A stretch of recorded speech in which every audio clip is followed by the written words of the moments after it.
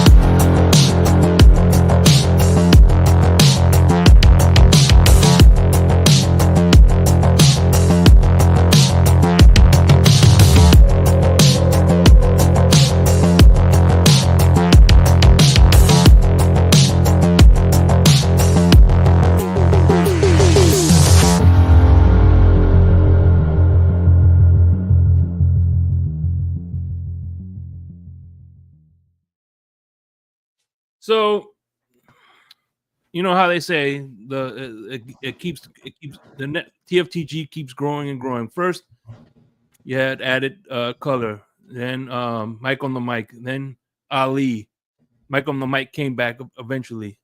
Lewis, then you added myself, then you added Crypto, KP, Mr. Polk to the network. One thing about a network is if you look at FS1, right? You had Skip and Shannon, you had that Nick Wright, that dumbass. Anyway, Cowherd, and so forth and so forth, and they all talk about the same thing, but in a different way, right? So I'm happy to announce I got a call from Dolphin Winters, who's in the back right now.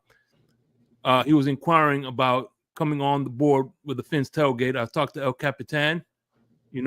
You gave the green light. So with no further ado, I'd like to introduce these gentlemen right here. Y'all know Papa Paul, Dolphin Winters, and my man Johnny O. What's going on, man? Welcome. What's up, guys? How are you?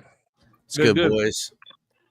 What's going on, y'all? I'm Philly fading in and out because I'm on my way home right now from Steve. All right, you good, Dolphin winners. Papa Paul, how you been, buddy? I ain't seen you in a minute. I'm above ground and upright. That's all that matters. God bless it, buddy. God bless it.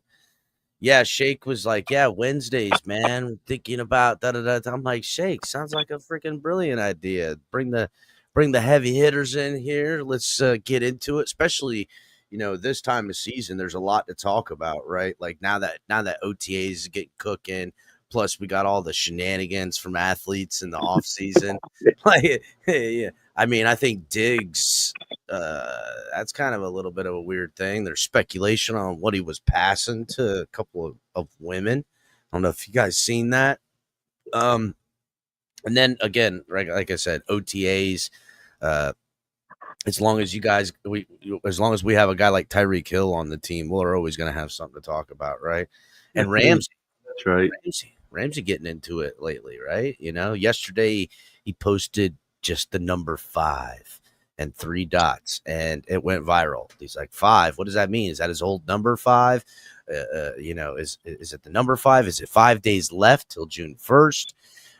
As we know, Adam Schefter, along with all the other big time guys and ESPN, the NFL Network, all reporting that multiple teams are interested in the services of Jaylen Ramsey. So it looks like the Dolphins aren't going to have any problem finding suitors for him, which is, I think we knew it was coming, right?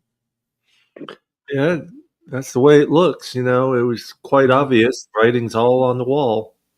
Yeah. I mean, it looks that way, but are we going to get somebody to take that contract? Because if we're eating part of that contract, you're talking dead money, and it's well, that's what I've been saying along. The more we eat, the higher the compensation is. The less we eat, the lower the compensation. So I don't think the Dolphins are interested in eating any of the money, and I don't think they're interested in what kind of compensation. Because what are we talking about here? Like, so if we eat a lot of the money, would you take us? Let's say, for instance, if you eat like a little more than half, would you take a second round pick or first round draft pick? I think the Dolphins would. I don't think anyone's onto that right now because here's the bottom line. Not only is Jaylen Ramsey come with money, but he's going to want a contract. So any team that's getting him is already going to work out the deal, in which case the Dolphins can eat whatever kind of money they want.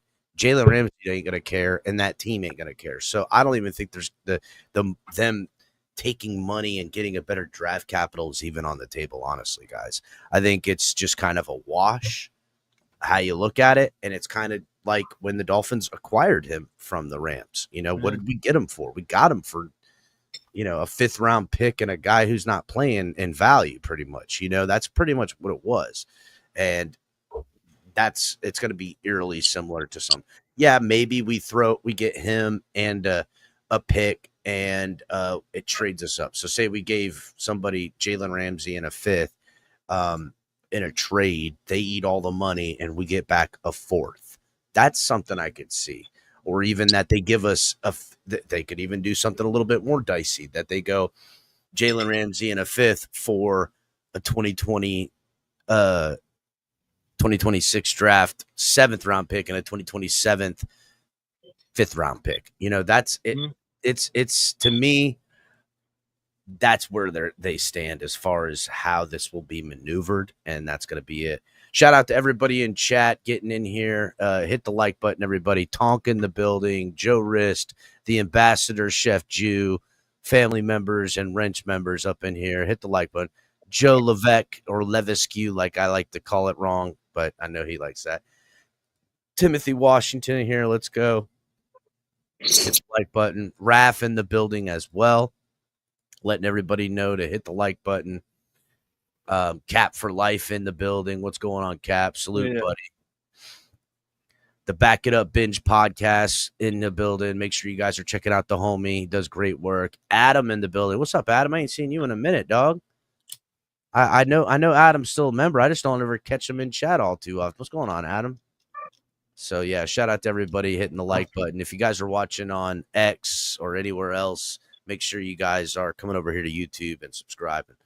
So, yeah, the way I look at it, from realistically, you have 2 types of teams. All right, you have the team that doesn't mind taking the salary dump, but those teams are pretty much in rebuild mode.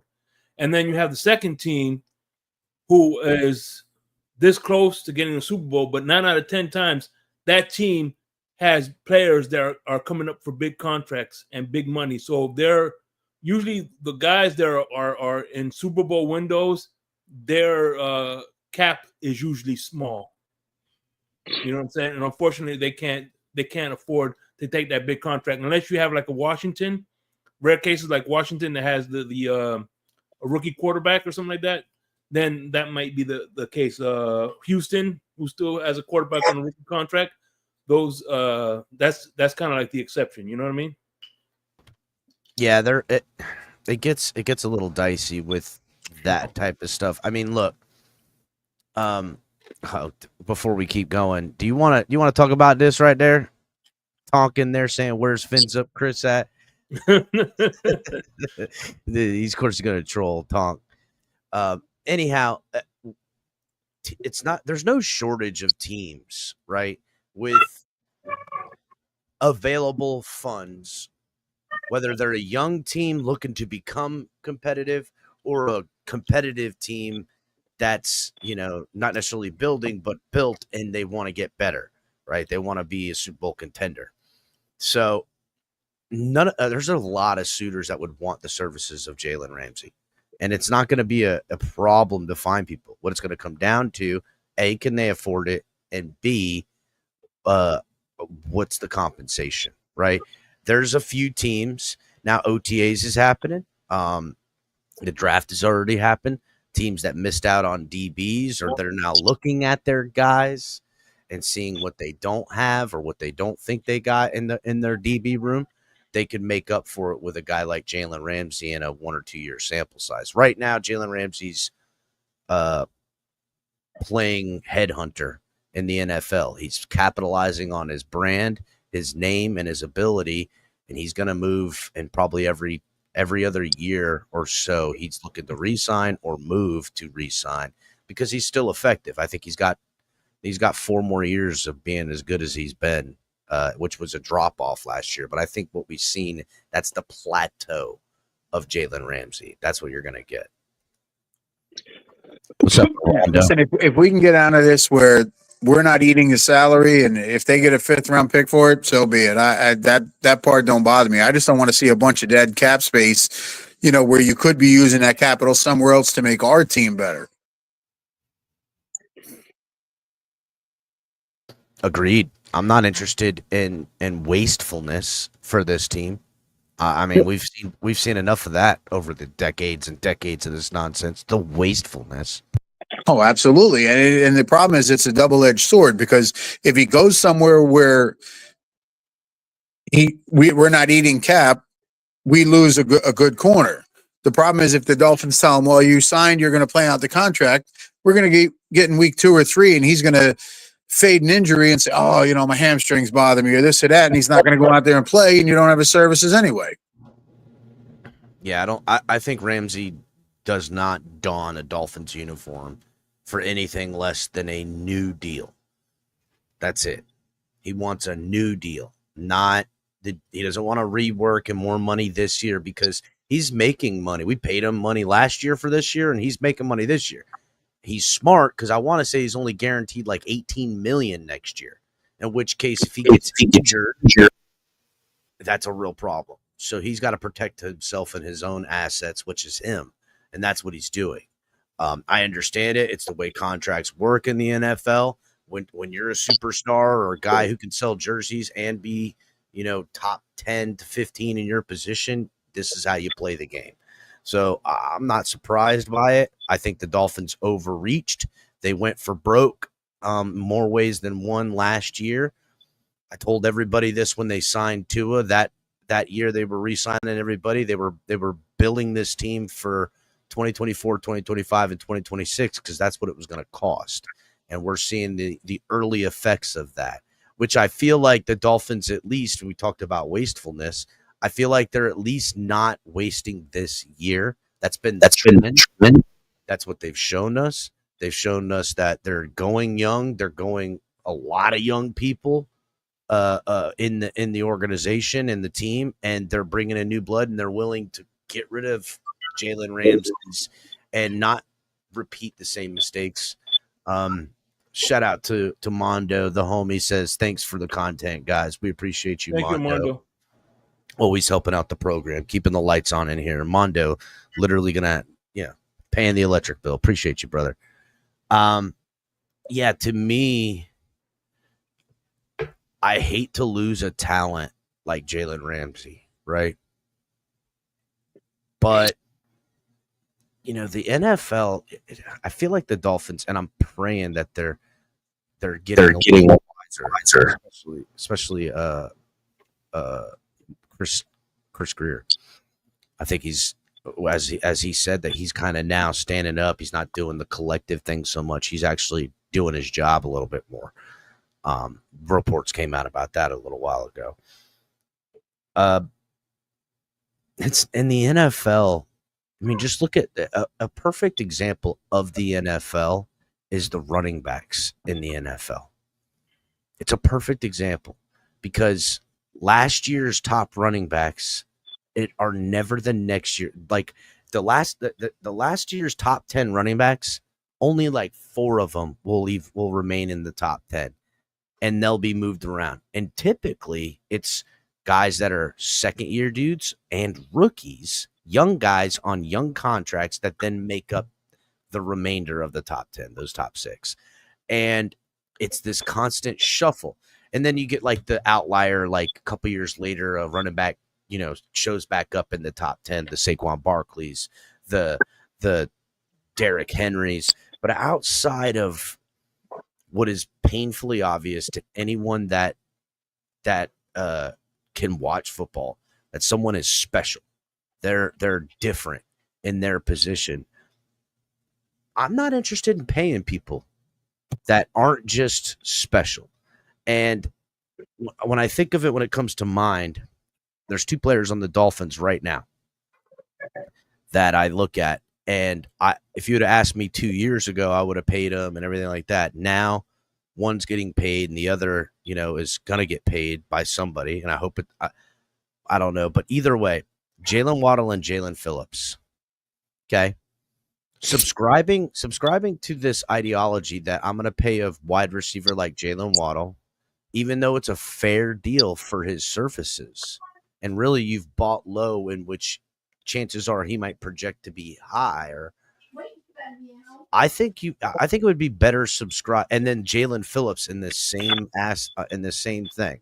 Now it's a little different because he got injured last year, but to me, you'd be better off selling the asset for capital to get a young guy in there and rinse and repeat that process until you look at a guy and go, holy cow, there's Derrick Henry. Holy cow, there's, a young Jaylen Ramsey on the Jaguars. You know what I'm saying? Holy cow, there's insert great player here that you draft and you keep those guys.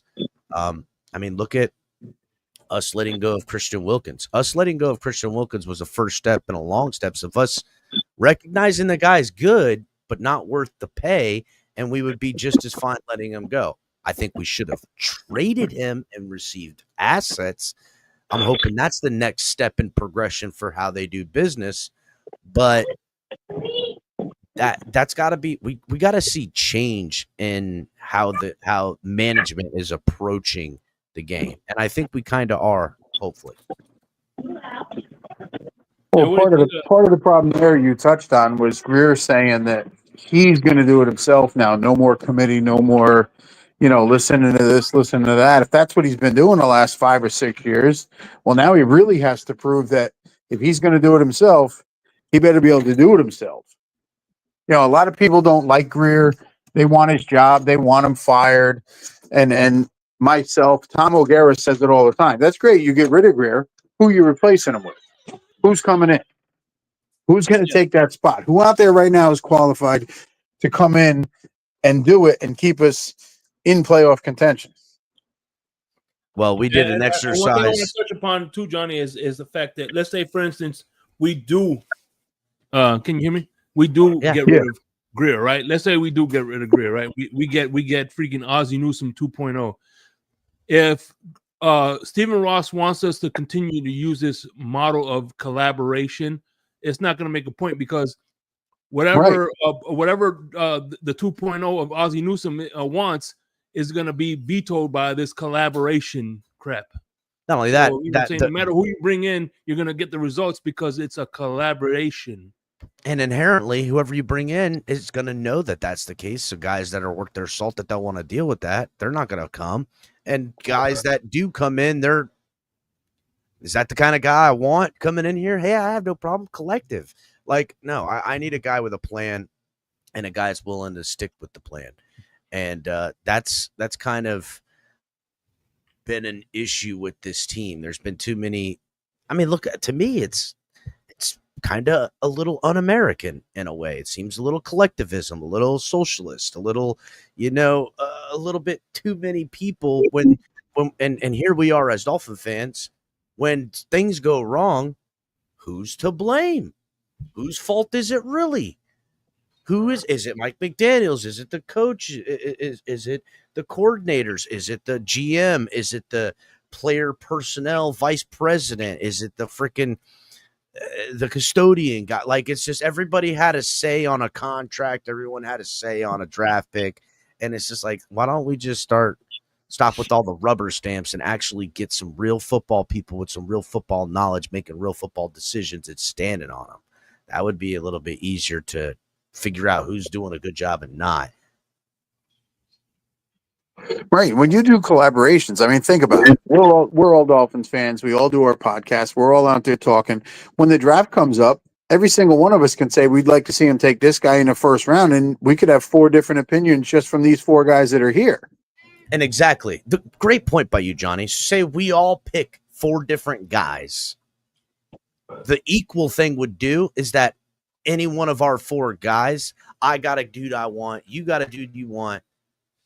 My number 1 isn't on your list, and none of your guys' number 1s are on my list. But my number 3 and your number 5 and your number 6 and your number 4 are all on the same list. So that's the guy we take because that's what we can agree upon. Now, right. We're going to take. But somebody's got to make that decision and say, hey, no, this is what we're doing. Plain and simple. It falls on me. It's my job. If it's Chris Greer, then no more collaborations. Take input from the scouts, from the head coach, the owner. But at the end of the day, it's your job. Yeah, exactly. What's up, Derek? What's going on, Derek? What's up, guys? What's going on, buddy? Oh, not much. Just finally leaving work here in the shop and heading home. Well, with OTAs and all that had started, you did see who got the first red jersey of OTAs, didn't you? The orange jersey? Orange jersey. Which who did? Ethan Bonner got it first, right? No. Who got it first? Jaylen Phillips. I thought Ethan Bonner had one too. The article I read showed first day of OTAs, Jaylen Phillips. Where's their? You see. Yeah, they gave out both. I think there was 2 that day, Papa Paul. Yeah, Ethan Bonner and Jaylen Phillips both got it the first day. Don't worry, Ikenberg is tomorrow. Oh, geez, let's hope not. Did you guys see the interview about Ikenberg?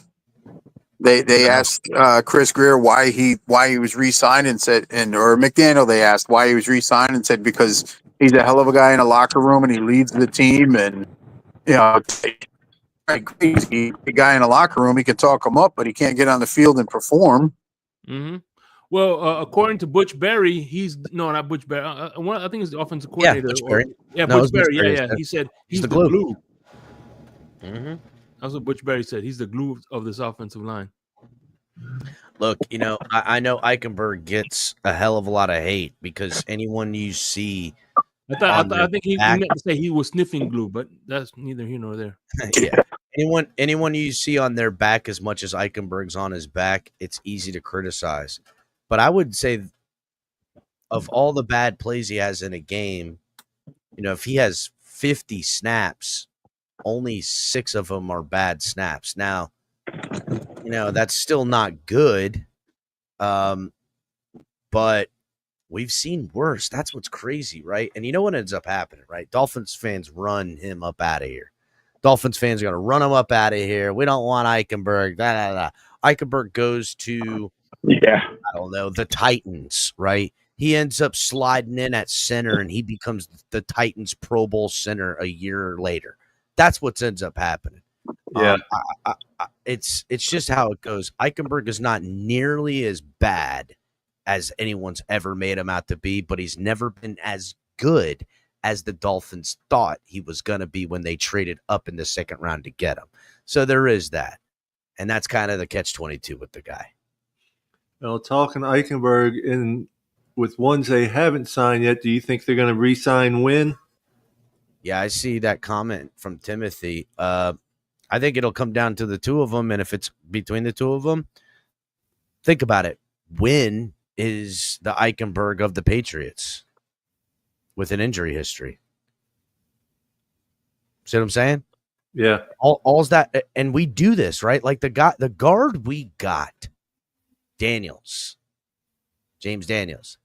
He ain't nothing but the Ikenberg to that team, the whatchamacallit, the Bears. He's their Ikenberg. That's who we got. Like, I don't know. Again, yes, these aren't superstars. They're not the best in their positions. But they're not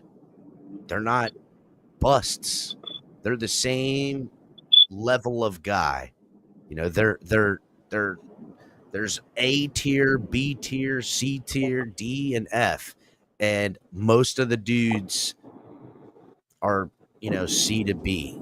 And that's what these guys are. That's it. Oh yeah, I mean, I say it all the time. You know, Daniels from the Steelers? yeah, he was from the Steelers. That's what it was. The Steelers. My fault. I don't know why I said the Bears. But I say it all the time. We can say Ikenberg sucks, and there's times that I feel that way, but he's still on an NFL roster. You don't suck if you're still on a roster. You don't suck if you're playing. You know, there's a million kids out there that played college ball that would love to have his position, and maybe they'd be better, maybe they wouldn't, but Ikenberg's the one they drafted. That's the one they're playing, and sometimes it's tough to watch them, but We say it all the time. You know, they may suck, but they're an NFL player, so they don't suck that bad. right. There's a ton of college kids that, you know, used their eligibility and played 4, 5, 6 years, whatever, and didn't get drafted and maybe came into a camp and still got cut. And, you know, it's tough when you look at it and two of your guards are rated in the bottom of the NFL, but they're still NFL guards. Yeah. Yep. But see, Daniels, when he was playing for the Steelers before he tore his Achilles, not the last year he tore his Achilles, but the year before, 2 years ago, Najee Harris was running off him, getting over 4 yards a carry, 4 to 5 yards a carry. He had the best season. Daniels goes down. They couldn't run up the middle. Well, it's kind of the same for the Dolphins when Wynn was there. When Wynn was on the field, we were running behind him on that side with Teron Armstead. We were killing it. And then Wynn goes down and we start to see the failure.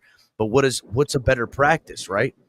Build a program to be there for a guy that has a propensity to be gone and then you got nothing, or build behind a guy that's there all the time and figure a way to be successful with that. Yeah, okay, he's less than the guy that you want to build behind, but at least he's available. At least he's there. At least you can count on him. Not saying it's a winning method, but until you can find what you really want, is you want a guy that you can depend on and can execute at a high level and doesn't get injured. That you can, you want what you want, and I mean it's hard, man. What do you think of this lineup? Patrick Paul on one side, Papa Paul on the other. Hell yeah. Got Papa Paul playing right tackle. We call him the Paul brothers. We call him the Tower of Pauls. Yeah. So, doubling back to the Jaylen Ramsey thing, got a little bit of audio here if I could find it. And real quick, the only thing with that is I do know Patrick Paul has me by about 3.5 inches, but he only has me by about 15 pounds. That's right. Make sure to flex on him, Papa Paul. Make sure to flex on him, dog. I actually got to meet him at DCC this year. Oh, you did? Yeah. You got to look him in the eye, huh? Yes, I did. Yeah. Yeah, he's the only Yeah. person that you could actually say I looked down, I looked up to. Yeah, exactly. Well, that's what I told him. I said, there's not many guys I got to look up to, so I knew it was you. What'd he say? He's like, not many fans I get to look right at this level at either, right? He probably said something to that effect, huh? Yeah, something. Yeah. All right, I'm gonna play some of this audio from Cameron Wolf talking about a little bit of Jaylen Ramsey. By the way, the crypto, the text, the link is in the chat. So if you in the group text, if you want to come through, so yeah, crypto, get it together. Jeez. All right, here we go. Judy, I checked in with a couple of people on the Jaylen Ramsey situation this week, and I was told nothing is imminent. There have been conversations draft weekend and throughout May in regards to Jaylen Ramsey. There's interest, but right now there's nothing imminent. There's nothing closing at this moment. It's been relatively quiet, but one thing I was told is to keep an eye on that July 1st date. The Dolphins would take a over $25 million cap hit if they traded him before July 1st. That number drops to under $7 million if they trade him after July 1st. And a lot of people were looking and saying, Jaylen Ramsey's one of their best players. He's been elite. All of these things are true. But I talked with their defensive coordinator, Anthony Weaver, today about the situation. And his quote kind of sums up why the Dolphins and Ramsey's are here.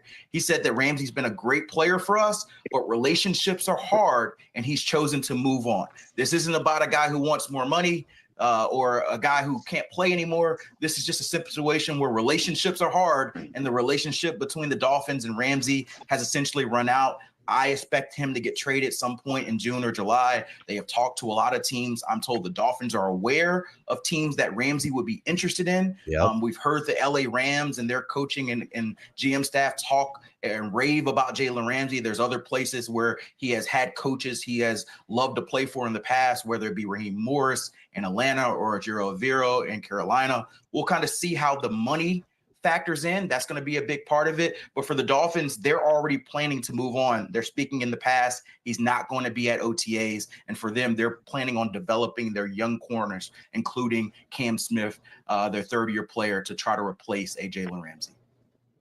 So as you guys can hear, now, look, everyone's like, yep, June 1st, it's going to happen. I think the Dolphins might try to play a little bit of, gamesmanship here. Again, there's probably, say, we'll call it 4 teams that are interested in Ramsey, just to think. But there's probably 3 more that would like to have Jaylen Ramsey, but just they want to see what they got first.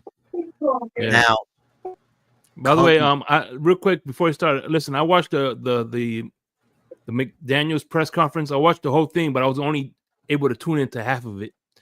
And the half I did tune into, he was saying when they asked about Jaylen Ramsey, he's like, "Oh, we're not. I'm only focusing on the player that's here." And then they try to get him to elaborate. I'm only focusing on the players that are here. So he's not even talking about him in the press conference. He refused to talk about him.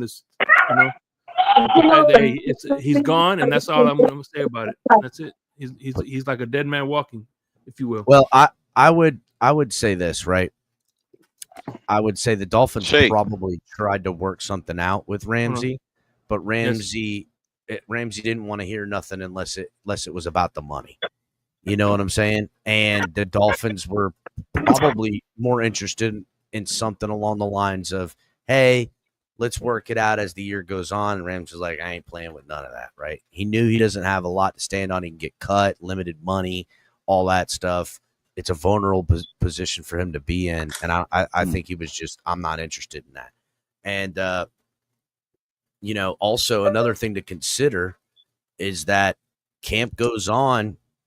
Some team who's counting on their, DB ends up going down with an ankle injury or something to that effect. And now they're in desperate need of it. And the Dolphins, if they're patient here, now maybe they're already got their ducks in a row. Maybe there's a couple teams already bidden. But if they're patient, maybe they find themselves getting a lot more capital than I anticipate them getting for Ramsey. Hey, what's up, Crypto? What's up, Ali? How y'all doing? What's up, guys? Hey, Shake, I want What's up? to real quick. What's going on, fellas? I want to congratulate Shake Money when he was watching McDaniel press conference. He officially became a professional and watching paint dry. So congratulations, Shake Money. Yeah. You're now in the big leagues. Hell yeah. Yes. Good for you. He's Shake, watching paint finally. dry. He's a professional. Good for you. Hey, I'll who make sure I knows? get you that trophy. I'll get you a golden paintbrush as your Yeah, reward. maybe next press conference I'll be able to tune into 3/4. Ooh, Yeah. Man. Hey, practice makes perfect. Baby. Practice makes perfect. Shake Money with the golden paintbrush award. There we go, man. Yeah, I already got the big spoon award. Yeah, Miss Pam Right. gave you that a while ago. Yeah. Right. Miss Pam gave you this big spoon. That was at the German game at the what was it Germany? It was Germany? No, not Germany. It was Was it the yeah, it was Christmas Germany, game? right? Yeah, it was Germany game. Yeah. It was the Germany game? Okay. We played the Chiefs at Germany, right? Yeah, we played the Chiefs over there. Yeah. Yeah. So it was a Germany game. Yeah, that's when I got it. Yep. Anybody going to Spain for the game? I don't think anybody's going. Not that I know of. Oh, I'm I think going, the brother. tickets are like 600 or 700 now. I think. I'm not worried about a ticket. I'm going to do sightseeing, and if I got to watch the game in a pub, that's what I'll do. Yeah. Okay. I heard Von Joe might do that. He was talking about Von Joe go over there, chill out at the pub. Yep. That is a nice vacation, though. I booked my flight the other day. It was under $500 round trip. Yeah. That's Get a Euro pass. Well, I don't know about the Euro pass. We got the Euro pass when we went to Portugal and didn't even use it, except one time. The rest of the time we used Uber. Uber was cheap over there. Oh, it is? Uber is cheap over there? Damn. I would think it would be expensive, but okay. Over in Portugal, it was cheap. Okay. But they have a real robust. I'm sorry, Crypto. Go ahead. I was gonna say they have a real robust train system, rail system, and like they're actually in the 21st century when it comes to rail. So yeah. I was gonna say for like if you're traveling around town, definitely Uber is definitely cheap. But if you're trying to go to like multi countries, Rail is the way to go. Like it's super easy, fast, convenient, no hassle, and cheap too. So that's the other part of it. Yeah, so you're gonna go to my friends who are huge soccer fans, they go to every game outside of England like it's nothing, like it's a weekend. You know what I mean? That's how easy it is for them. Yep. Yeah, it's a little bit different if you're traveling like that. But if you're just going to the local sites, Uber's the way to go. Oh yeah, 100%. Yeah, 100%. Because I mean, even when we flew to Portugal, we went from the airport, and it was an hour away, and it was still only unbelievably cheap in the Uber. Yeah. Man. Yeah, Spain, man. Spain, Italy, the Mediterranean state. It's good spots. I like the Mediterranean. Let me ask you guys a quick question, bringing it back to football. I'm sorry if I'm cutting the travel Jackson, talk short. With this video of Tyreek going around talking about the Bills, and it looks like he's speaking to Aiden Ross or somebody like that. Which version of Tyreek do you think we're going to get this year? Do you think Tyreek's going to put it all on the field and show out? Even if let's say there, and the reason I'm asking this is there's people that believe that this is Tyreek's last year here. Let's say that's true, right? Do you think we're going to get the one that's really not going to put his body on the line, or do you think we're going to get the one that's going to do anything and everything he can to win his last season here? Well, I saw an interview or a Oh, video that's that a tricky Tyreek question. did where he was saying that, this year he's going to be a lot more aggressive and get into it. And last year he kind of screwed things up and he realizes it. So now he's got to make up for it. So we'll see. I mean, Mm. if he wants to keep playing, which he needs to keep playing to pay for all them babies, Yeah. Oh, he's even set with that. He don't necessarily need to keep playing. He made enough money. well, He He could. ain't made enough money. Now when he's paying child support like that, you got to remember, you go in for child support, the judge doesn't care how many other kids you're paying for. It's what do you make? This is what you're paying. So Yeah, I understand that, but just to be fair, and I'm someone that does pay child support.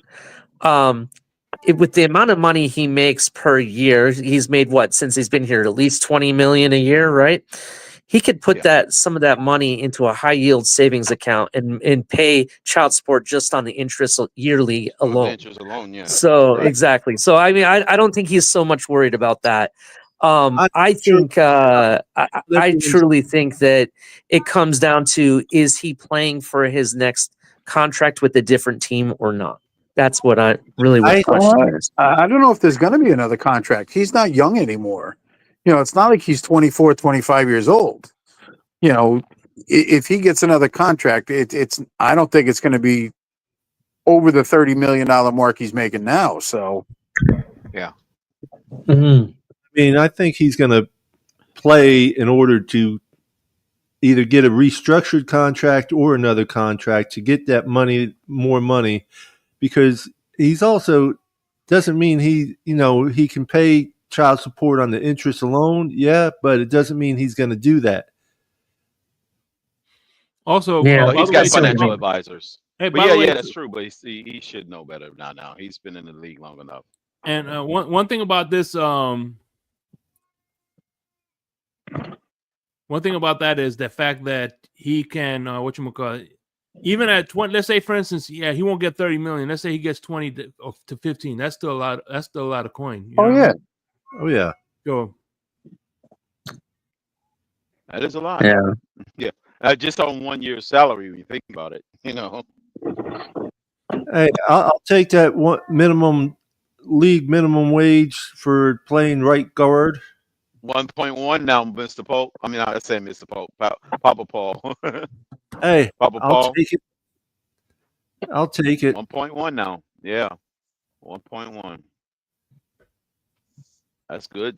It's not a bad deal for, just a handful of years. You can retire. You play your cards right.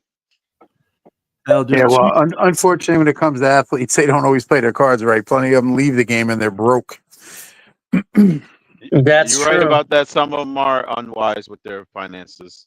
No, a lot of them are. Some of them nowadays are leaving. But some of them are the opposite. They're very wealthy. They made more outside than they did inside. Oh yeah, listen to the interview with Gronk. He's never spent a dime that he made in the NFL. He only spent money that he made from endorsements and stuff. Endorsements, right. Mm-hmm. Unfortunately, he did what Shaq did. Yeah. Unfortunately, every player doesn't have the smartest people around or the people with the best intentions, and they think they do, and then they come to find out, oh, geez, I'm missing this, I'm missing that. They were spending money over here, they were doing this, and it was people they trusted. They got screwed. And I'm sorry, but with how college players going into the pro game are now making money annually and everything, I see a lot of these college players building a brand for themselves before they've even become a pro. So a lot of them have, for example, YouTube channels or vlogs, if you want to call it, and whatnot. Do you think they're set up better now to avoid, going broke at the end of their career versus where they were previously? I mean, only time will tell that, because, again, you're dealing with kids that are 18, 19, 20, 21, 22 years old. And are they saving their money? Are they investing their money? Are they just spending it because I want this nice car? Or I got to buy my parents a house, or, so, it's a wait and see thing. I mean, listen, I'm old enough to know I've been listening about athletes going broke for the last 40 something years. They say they do all the right things. You know, the NFL does, the NBA, they have clinics, and you have to go listen to these people talk, and they have former players up there saying, don't do this, don't do that, and some of them still go and do it. You know, it's you can go Well, back at in that time. point, they're making adult decisions. At that point, Yeah. right. They're making adult decisions, but you know, at 21, 22, 23 years old, you're not, you know, yeah, you're an adult. You can, you know, pay your own taxes and do everything you're supposed to, but sometimes, you know, they get caught up with, oh, I like this person, I trust them, and that's not the right person to be trusting, and they get screwed. It's not always the That's athlete's actually a fault. good point. It's who they Yeah. hired to take care of their money or to, you know, and it's unfortunate because there's people out there preying on these young men, taking that, money from them, stealing from right? them, yeah. Yeah. Well, it's like, Absolutely. look at what you call it, man. Mike Tyson in his career made enough money where he could have generational wealth, but unfortunately, Don King ripped him off. Right. Yeah, that's a great Right. point. That's a really good point. I Yeah. completely see where you're He coming would've had- from, yeah. where their wealth is only as good as the people around them. So if they have bad people that are giving them bad advice or taking advantage of them, they may not come out, you know, in the best of situation. I'm just thinking in the sense that compared to years past, like the new generation seems to have a lot more Advantages, available options for them to be able to make money outside of football versus Oh, where yeah. there was in the past. That's where I was kind of saying. There's more people. Yes. There's more available options out there, but there's also more people that are willing to rip other people off out there. You can go back and you can go back right to our very own Dan Marino. When he got done playing, he was broke because his financial advisor ripped him off. Yeah, it's all about your financial advisor. That's for sure. If they want to, if they just want to spend your money and you ain't got nobody else that wants to do it, it's not a good deal. Well, it's the financial He advisor, did but go into broadcasting a little bit. Yeah. Marino did, so he kind of, he kind of. Well, he made his money back. He made his money back and stuff. But I mean, he lost just about everything he made in football because of his financial advisor. well, that the problem there is they trust them, so they don't go in and check the books. If I could say anything to any young athlete, when you start making money, don't trust them. Go in and look at the book. Show me where my money's at. Go in once a month, sit down with them and say, hey, what are we doing? What's going on? Show me the numbers. Show me, you know, the growth. You know. Yeah. I agree with you 100%. Well, but how, and you know what's funny is that's why Drew Rosenhaus gets the clients he does, because he has a track record of not only are the clients getting money, but keeping money too. Right. Yes. Have multiple financial advisors, have a board or something, so one can't make the decision. You got to have multiple guys to where they all come to agreement together, and it makes it a little easier. And yes, you got to check at your money. Right, You can't it's just a team. sit there. Correct. You got to have multiple people to help you out, especially with that kind of money. Yeah, lawyers, bankers, and accountants. Yep. Keep you out of trouble. You know, it's tough. There's still, I don't know exactly what the percentage is, but there's still a very large percent of athletes that when they retire, they don't have much.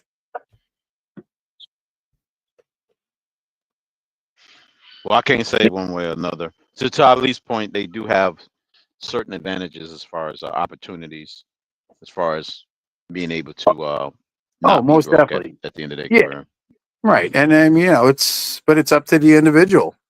I mean, you know, there's only, think about it, all the athletes we've ever seen, there's only a few of them, Michael Jordan, Magic Johnson, you know, LeBron, that are billionaires, because it's not just the money from sports. They're investing, they're getting signed to do endorsement deals. Those are the rare ones. You can find a lot more of them that are broken, living on the street or back where they came from, because they don't have any money. Yeah, absolutely. I agree with that. You know, I and think most of speaking them of just go into obscurity. I don't know if they necessarily broke. They just leave the sport and they just go live a peaceful, quiet life, and they don't make their business public and announce themselves all over the world like that. Mhm. A good chunk of them do that too, where they go private and they just don't want you to know about what they're doing in their private lives anymore. And they budget. There's a thing called the quiet millionaire. They go Oh, quiet. absolutely. Yep. You don't know what they got. Tua doing something like that to where he was quiet and he already said that he wasn't he was living off his endorsement money, and then now he's finally got paid. Gronkowski was doing that. Gronkowski was too. Yeah. Yeah, I didn't know until I seen that interview, the podcasting with that, and that's Gronkowski never used any of his football money. well, now he's making even more than his football money now with all these deals he's getting from his deals. That's true. Yeah, That's true. doing everything. Speaking I of don't care to next, see speaking of next steps, in camp today, supposedly Teron Armstead was there. Yeah, he showed Do up, we but he think wasn't. Teron Armstead might be that Yeah, next former player to become a coach? He is. He did coach. run his own offensive line school, so it definitely makes sense.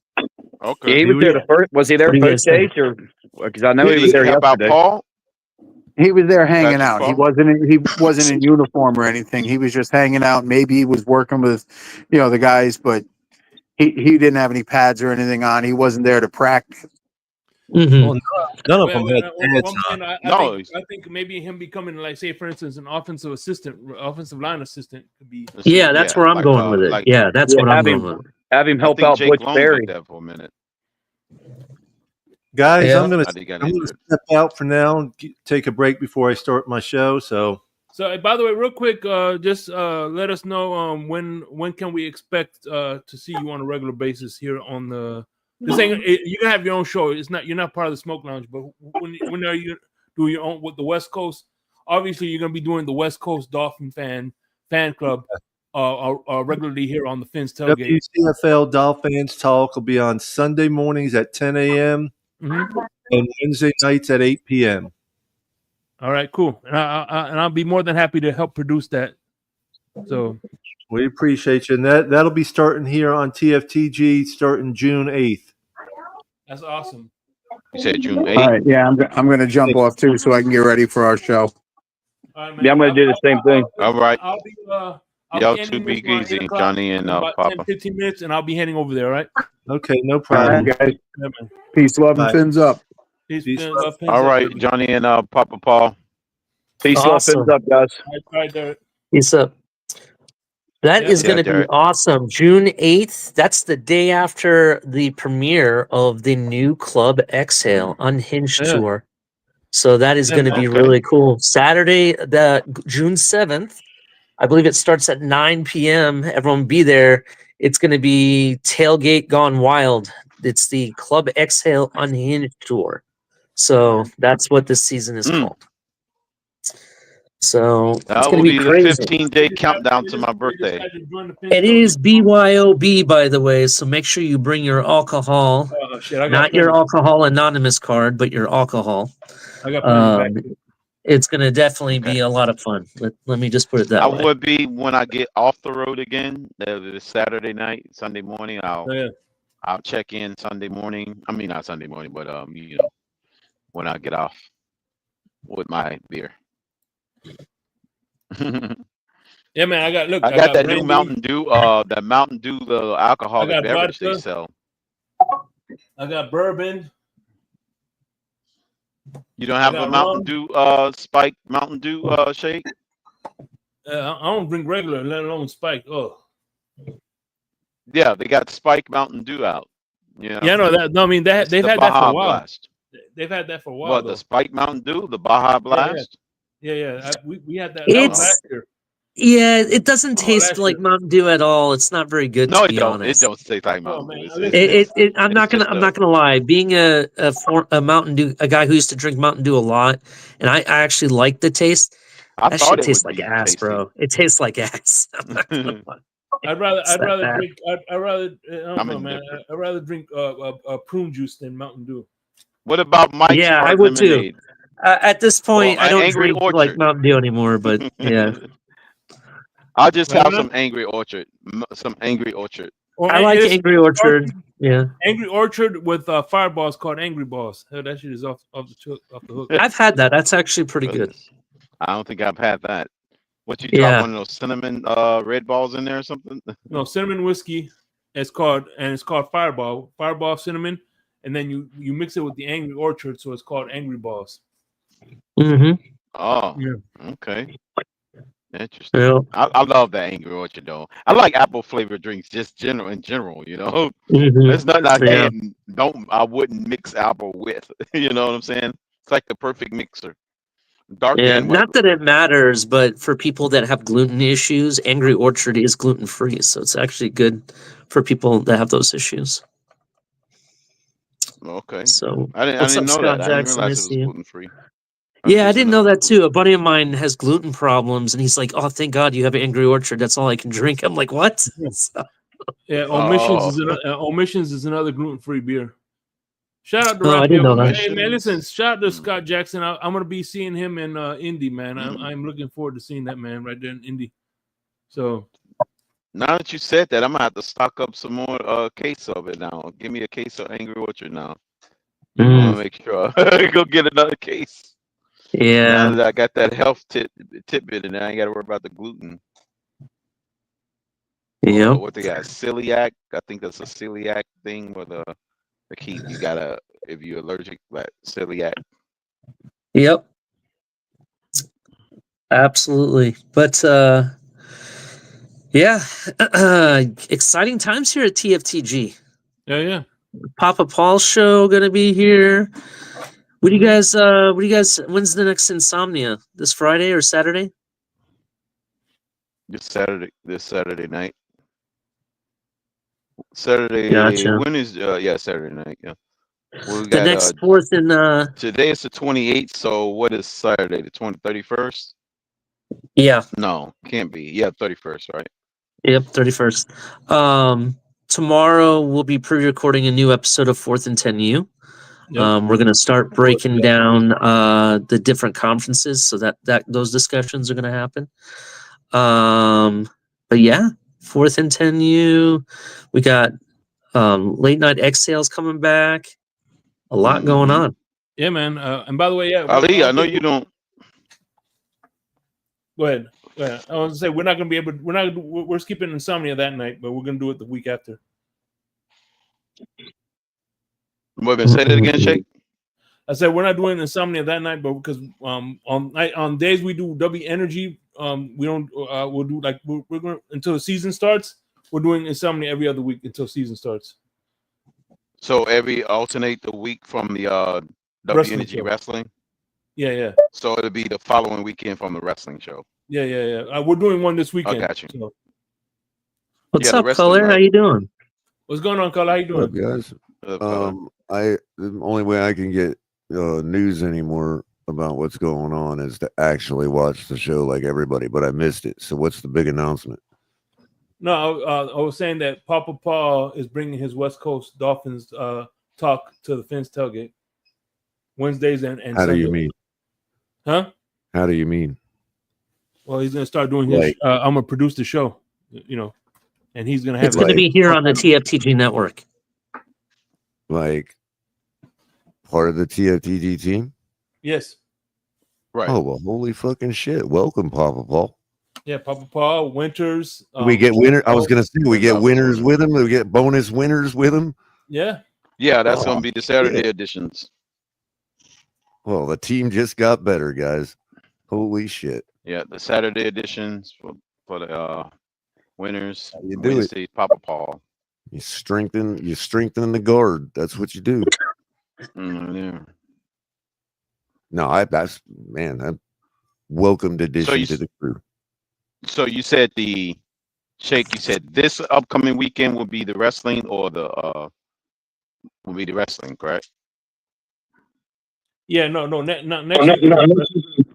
Next weekend is wrestling. This weekend is Insomnia, Burning the Midnight Oil. Okay. What time do you guys usually do Insomnia? I just need to verify because if I'm 12:30. doing Saturday night exhale, I kind of want to make sure it's lined up correctly. 12:30. 12:30. Okay. Zero Dark 30. All right. And by the way, Michael K, I never thought I'd say this. Buffalo has 0 Super Bowls.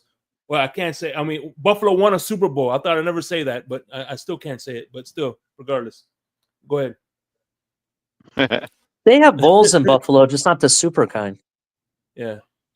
I missed the presentation, Shake. With it. Shout out to Michael K. I stepped away. I stepped away for the. I stepped away for the presentation for Michael K. Did we get a chance to do that? Oh no, not yet, not yet. It's coming. It's coming. It's coming. Oh, okay. I want El Capitan to be on the panel, but he's gone. Oh, okay. Yeah, I thought maybe I missed it because I stepped away for a little bit on Saturday. I know Captain can come up and give it a presentation to the Bills fans. We have a big presentation to give them. Oh, yeah. We might do it this Friday. Hopefully, El Capitan will be kind enough to join us. But it's awesome. Nice. Nice. That'll be nice. Yeah, man. OTA. So you heard about the. Nice. I would say Ikenberg is gonna get his 4th jersey this. Yes. OTA. Yeah, he will. I got my money on Ikenberg. I already called up Vegas and put the betting slips in already. The bet slips in, huh? Yep. Yep, I believe the betting slips are already in on Ikenberg. And all pro betting slips to follow. As soon as I have that meeting. No, Batman's going to be real proud. It's going to be real proud. Batman's going to be real proud. Ikenberg all pro.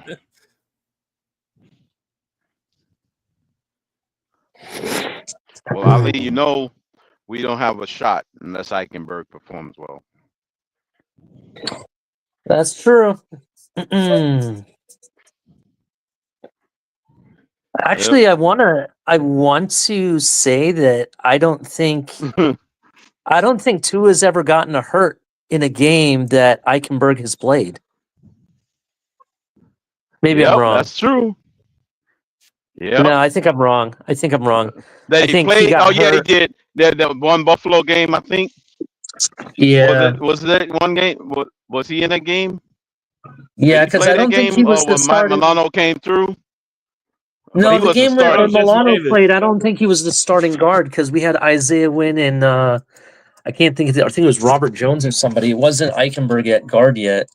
No, Jesse Davis. That was Jesse Davis that let the miss with the block. Yeah, he took off his helmet and banged Tua in the ribs. That's what he did. Mm-hmm. Oh, that's when he got injured. Yeah, you're right. You're right. Yeah. Yeah, he took off his helmet and cracked Tua right in the ribs with it. Jesse Davis. Yeah, according to Batman, Brian Flores gave him a bounty. Yeah. Damn. Just put out a bounty on him. Damn. So how is Mike on the mic, by the way? Mike and the mic's good, man. On the mic. Good. He got some news that he'll probably put out there. I'll probably see him this summer too. So he'll be coming to town. Oh, okay. So he's going to be on your. He's actually going to be on your neck of the woods, Shake. So I'll be over there visiting him and probably hook up with you. No, that's what's up. Hell yeah. Mm-hmm. Uh-oh.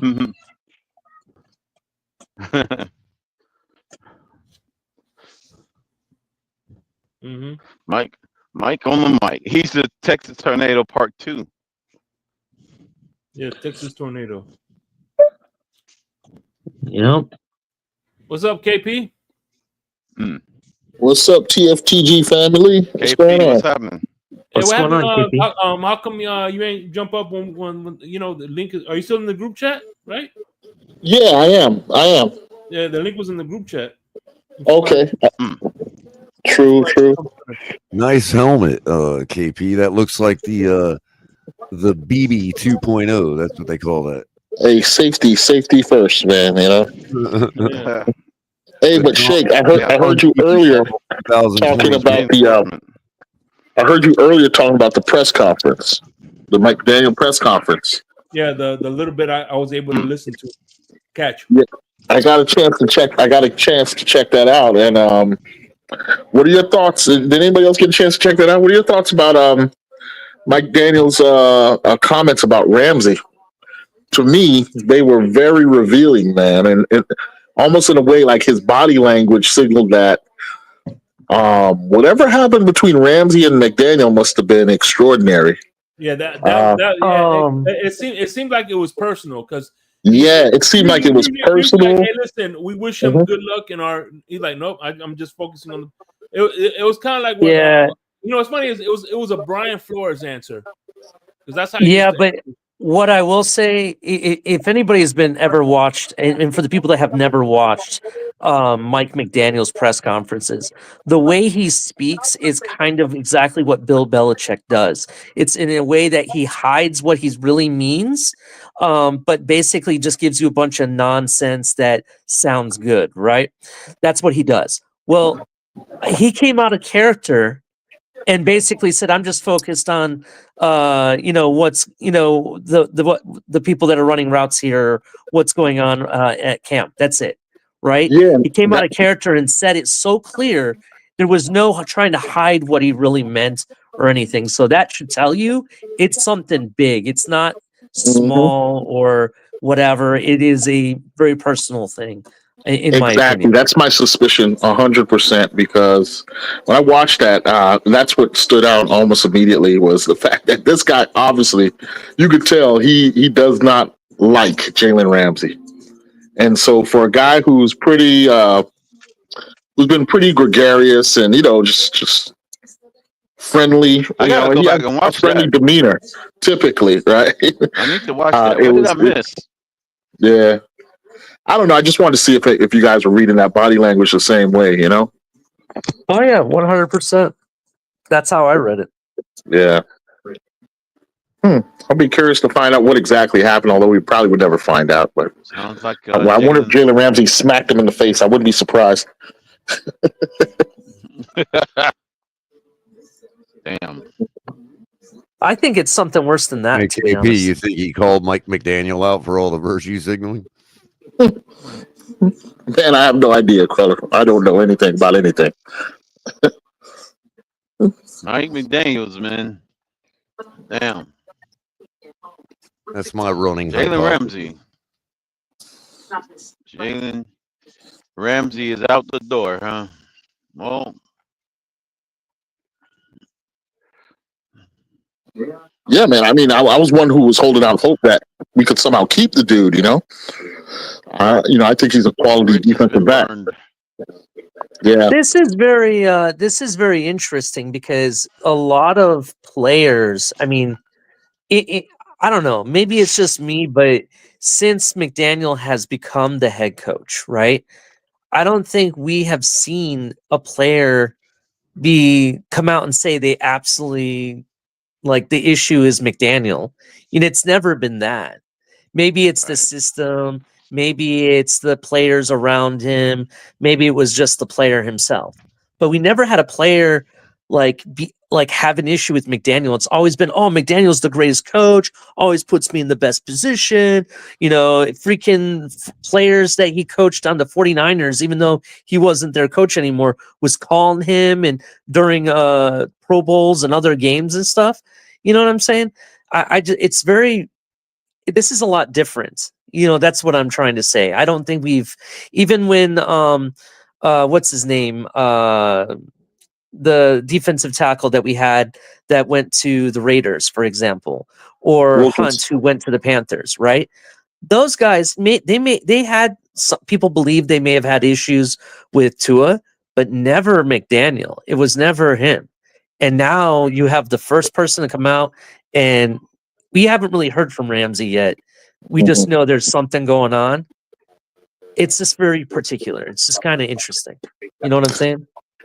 If you look at Ramsey's entire career, with Jacksonville, the Rams, all places he's been, he is a guy who's seems to be ultra focused on first off winning and then performing at the highest level. And when he's not doing those two things, you have an unhappy Jaylen Ramsey, right? And he's not afraid to express it publicly and Florida obviously.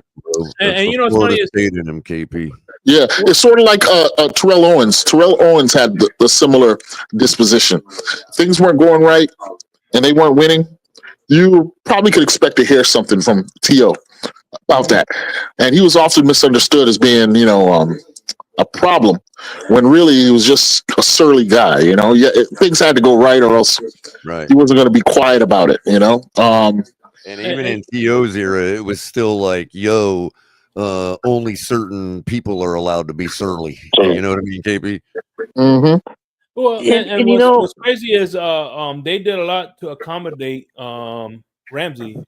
By getting rid of the coordinator, helping Tua get his Tua won his contract, so they facilitated a lot of things for him. You know what I'm saying?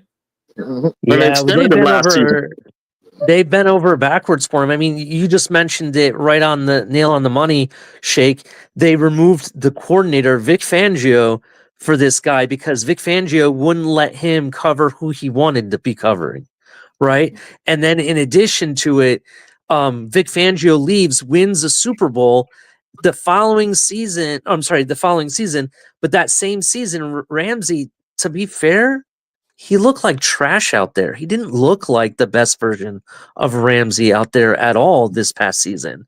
So, to be honest, was Vic Fangio wrong for what he said? Was Vic Fangio wrong for what he did? I don't think so. I think, personally, I'm kind of glad we're in this position because I don't think any player should hold themselves above the team and have that type of power. So, let's just say, Vic Fangio made the assessment that nobody wants to put the real work in around here. So he left, right? That's the going narrative, right? Okay. Can't Ramsey feel the same way? He can definitely feel the same way, but I don't think he put all the work in. Yes, I think he was part of the problem. That's how that translates in an athlete. Vic Fangio didn't get the turnover rate that he normally gets with the defenses he coaches, so we could say he didn't put in the effort. I see what you're saying. You have a point. I just think that ultimately the two culprits that was the biggest issue, in my opinion, one of them's out of here and the other one is about to be out of here. And that's Javon Holland and then Ramsey included. People say that the accountability issues that we've had, he was one of the culprits. So, I mean, this guy just went from, we called him trash coordinator to winning a Super Bowl. So I don't know what to tell you there. Well, that's what I'm saying. Some of us called him trash. Win the Super Bowl. That's what I'm saying. I'm not saying everybody, just to be clear. If Ramsey goes to another team and that helps that team win a Super Bowl, are we going to then retro excuse Ramsey the same way we're absolving Fangio? Because Fangio is a real guy, so he decided our franchise is garbage to be around, so he left. Mm-hmm. I just don't understand why a player can't make that same assessment. Also, if you look at they do it all the time. No, they do, and it would reflect their performance if they've already made that assessment a year ago. Ollie, you see what I'm saying? Also, if you look at his disposition, Ollie, the reason why I don't have as much beef with Ramsey is because in that so-called beef with Fangio, he didn't want to, pick the least explosive, least dangerous receiver. He was angry because he wasn't allowed to take the most explosive, the most dangerous receiver on the other team. And if I'm a coach, I like that kind of competitiveness in my alpha players. I think we call that, having an alpha attitude, right? He wants to take on the best, right? And he's upset when he's not allowed to do so. For me, that's a different that's not a problem at all. I want a team full of guys like that. So that is not really the issue that I have, right? Like, let me just be clear. I'm okay with my corner wanting to do that, right? But the issue is when you got the opportunity this past season, you didn't look good at all, and it wasn't due to injury. Remember, he was the one that the only injury don't he disagree, supposedly Ali. had. I don't disagree with Hold your on. I think again, if you consider that that he's been out on the team since before last season started, I'm not excusing him. He still should be a professional, but he still put in professional numbers. You know, it's not like his stats don't suffice. You see what I'm saying? I'm just not so sure it didn't affect him as a performance if he was already, like KP's saying, not only do you want a team full of dogs like that, but you want to, if you're a player, you want to play on a team full of guys that share your attitude. And then another thing, I think we got to think about how we measure a cornerback's effectiveness. Are we making interceptions like the main metric? Because with a team like the Dolphins last season, I mean, it is an important metric. You want your cornerback to have interceptions, but of course. Might be just a lockdown guy, deflection guy. You know what I'm saying? He might be the guy that the other teams avoid. You know what I'm saying? They're not throwing his way. So, and that's going to affect those numbers if they're going to allow. So, in other words, I'm not saying I know, Ali. I don't. I really don't. But I would go back and see, was Ramsey as ineffective as, you know, as he's rumored to have been in the general Dolphins populace? Well, KP, in all honesty, Noah Igbenogany had a very similar season as Ramsey statistically, which both were above average. Right. But let's be real, we're talking, and Noah didn't see the field like as a starter like Ramsey did. You know what I mean? Yeah, Ramsey's supposed to be. That's a testament to Noah. Corner in the league. Yeah, you could argue that, Crypto. Noah's Ark, baby. Yeah, Noah's Ark, Jake. Yeah. I'm sorry, I got disconnected for part of what you were saying, KP. We didn't win the Super But Bowl so last year, Jake. So you're saying that you're not sure because of the stats is what you're saying? I'm sorry. No, I'm saying he had a statistically poor season, right? He didn't have a ton of interceptions. I don't know what his tackle numbers were, turnover making plays were. I don't. I'd have to go look at that stuff, but I just question whether he was as ineffective as he's rumored to have been. I think he just wasn't superstar, KP. He just wasn't Jaylen Ramsey. Is right. What it amounts to. Look, for me, look at who he was covering when he did perform too, because it's one thing if you're covering number 2s and number 3s and you're, having this stellar season, but it's different if you're going up against number 1s and getting cooked. Do you understand what I'm saying? You can still be a good corner. You're just not the guy You're not getting the that best, should have the other team's best guy. Exactly. And then there's also, Ali, you got to factor in the number of players on our team that are considered, that are expected to be superstar, making superstar money, that also, that nobody holds accountable for not living up to that expectation. You see what I'm saying? Yeah, I completely understand what you're saying. I get what you're saying. I don't know. So in this other is words, all based off my opinion. Again, so. If that assessment was already made before the season started last year, then it is what it is. I'm going to do what I need to do to make sure I'm performing, sufficiently as a man. But I ain't going to be, if nobody else. Hey, they gave me this money. They gave everybody else this money too, and nobody else is rising to the level of what they got paid either. So why should I? That's a good point. I see what you mean. And I mean, if the why should I was, it's going to mean we win the Super Bowl because I'm that good, then yeah, you can fault him for not giving us superstar. But superstar Jaylen Ramsey wasn't going to make a difference for us last year. Right. He wasn't. And then you got to look at other players like who've been superstar corners in this league, like Rod Woodson, Charles Woodson, all of whom made the transition to free safety.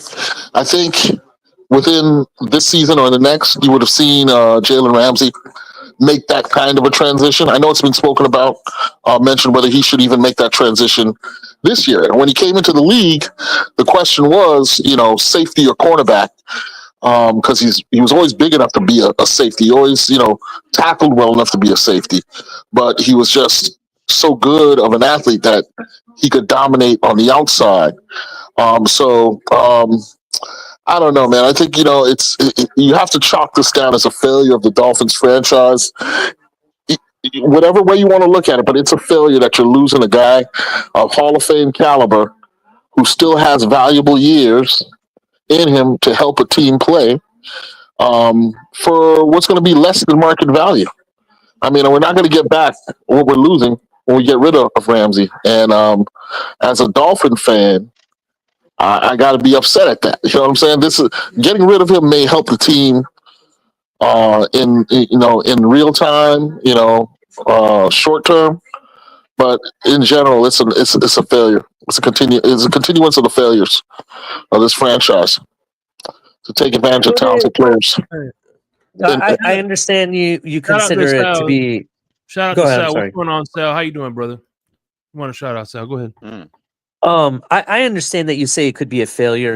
That definitely in the grander scheme of things, especially in the however many rebuild we're on at this point, I get it. But this also could, regardless of them having beef or not, could it be that this was the plan all along to make the strength of the defense on the front four to bring the organic pressure? Because that's really where I see them going. They're going to start spending more money on that front four, that defensive line year in and year out, and try to develop young talent in the secondary. And I see them doing that over the next 2 seasons. Do you think that maybe regardless of the beef that this could have been the plan all along anyways?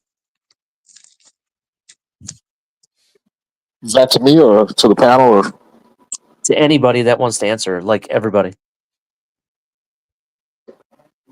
Yeah, well, I'll just say, yeah. I mean, I think on any defense, you want your defensive front to produce pressure. It always helps out the defensive backfield. So that's a general rule of defense. But if you get a special player at corner, that only makes your defense get enhanced that much more. So that idea of focusing on the front to help out the defensive backfield, for me, that's just the baseline of any defense. Any defense wants to be built that way. Trenches first, and then you have DBs who could take advantage of bad passes, deflections, all that kind of stuff.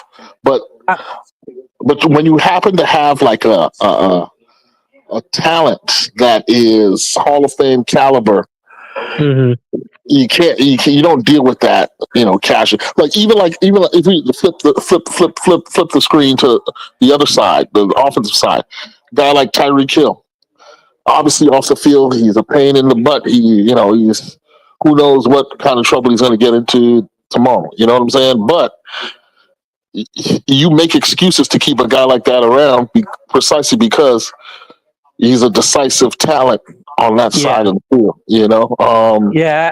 I made that argument earlier in a space today, so I definitely agree with what you're saying there, specifically about Tyreek. And it is kind of interesting how, if you look at Tyreek and Ramsey, they're the yin and yang, because Tyreek Hill, they got nothing but nice things to say about, he's working, he's running routes, blah, blah, blah, blah. And, there's none of this, we're moving off of him, and we're only talking about the players that are here. No, everything's been somewhat positive on that side. You know what I mean? When it comes to Tyreek Hill. But the moment he does, you're going to hear tons of negative about Tyreek. That's true. People are going to start dumping. So, I get what you're saying. It's just I'm talking about the team specifically at this point. But regarding Ramsey, I just I'm kind of looking at teams like the Bills, for example, right? The Bills, over the past 2 seasons, they've cleared house in their secondary. They got rid of all their older veterans, even some that were considered to be really good, and got rid of them. They just let go of, who was it, Rasul Douglas, right? That they had last season. Even their first round pick, I think his name was Hilaire or something like that. They ended up cutting him because he got his ass beat by undrafted free agents, right?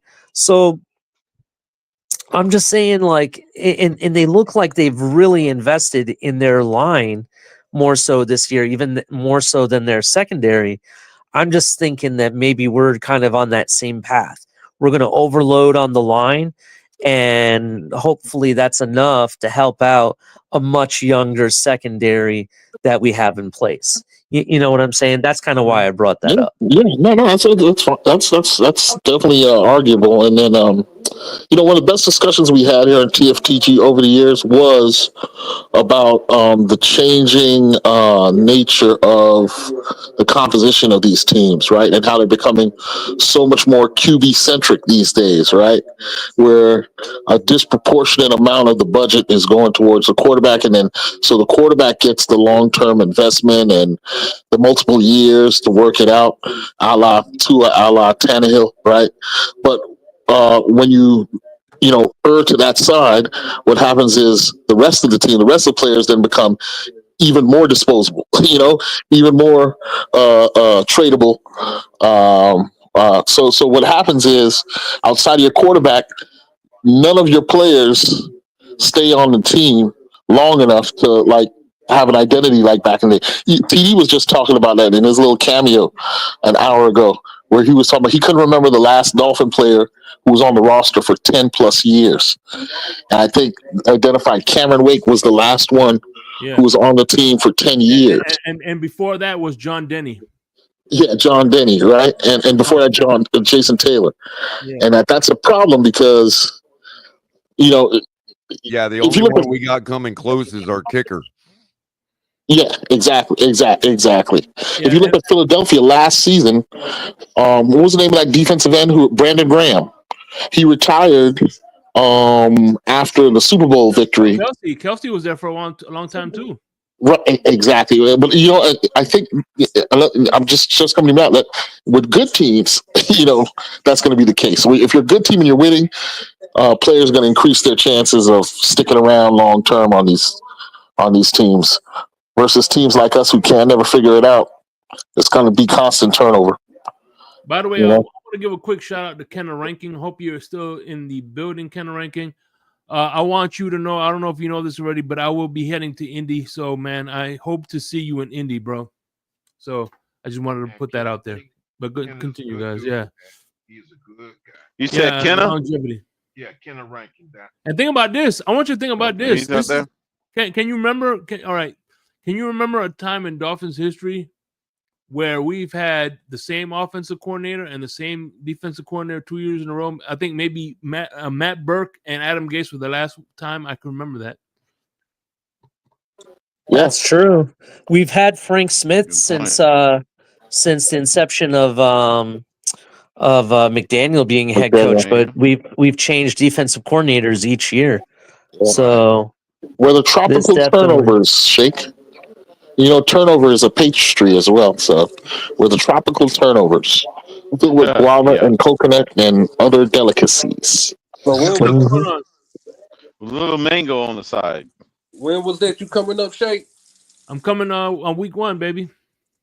Week 1, yeah. I plan to be at that game myself. All right, I'm gonna have I'm gonna wear I'm gonna be wearing an orange Shake Money jersey. Info, gotcha. I'm gonna be wearing my Tyreek Hill. Hey, Kenna. Yeah. You ever been to Jamaica, man? Nah. You need to go, man. That last name Rankin or that name Rankin will get you rank. You know what I'm saying? In Jamaica, top ranking is a very respected name, man. You do well in Jamaica, dog. I might have to take the trip now. Just say I'm Kenna Rankin, man. All the main streets are Rankin Avenue. Hey, I want to talk about that Colts game real quick. So I personally feel with where that team is and where the Colts kind of like what they did in the offseason, in addition to now them losing one of their most respected people in their house, I think they're going to come out swinging. I think they're going to come out and try to do whatever they can to make this a game. And if we end up losing this game, I'm going to call it right now. This is going to be the worst start we're going to have had in the last several years, to be honest. Look, to your point, Ali. That's the make or break season right there, right? That game. That game. Mm-hmm. These fans, man, they go hard for them Colts. So I would not be surprised if they come out with some extra juice, being that Irsay has passed away. Yeah, they if you believe it or not, they love that man, right? I didn't realize how connected they were to him and everything, and all the stuff I've heard about him. Like people were saying in a press conference, this one guy was like, he was crying while he was saying it that man would, give his shirt off, his own shirt off of his own back to you if you need it. He'd do anything for you, and stuff like that. Players will play for that. You know what I mean? And that's why I'm like, man, we got to be focused and make sure we're on point in that game. And look at the game this past year when we played the Colts, right? We didn't even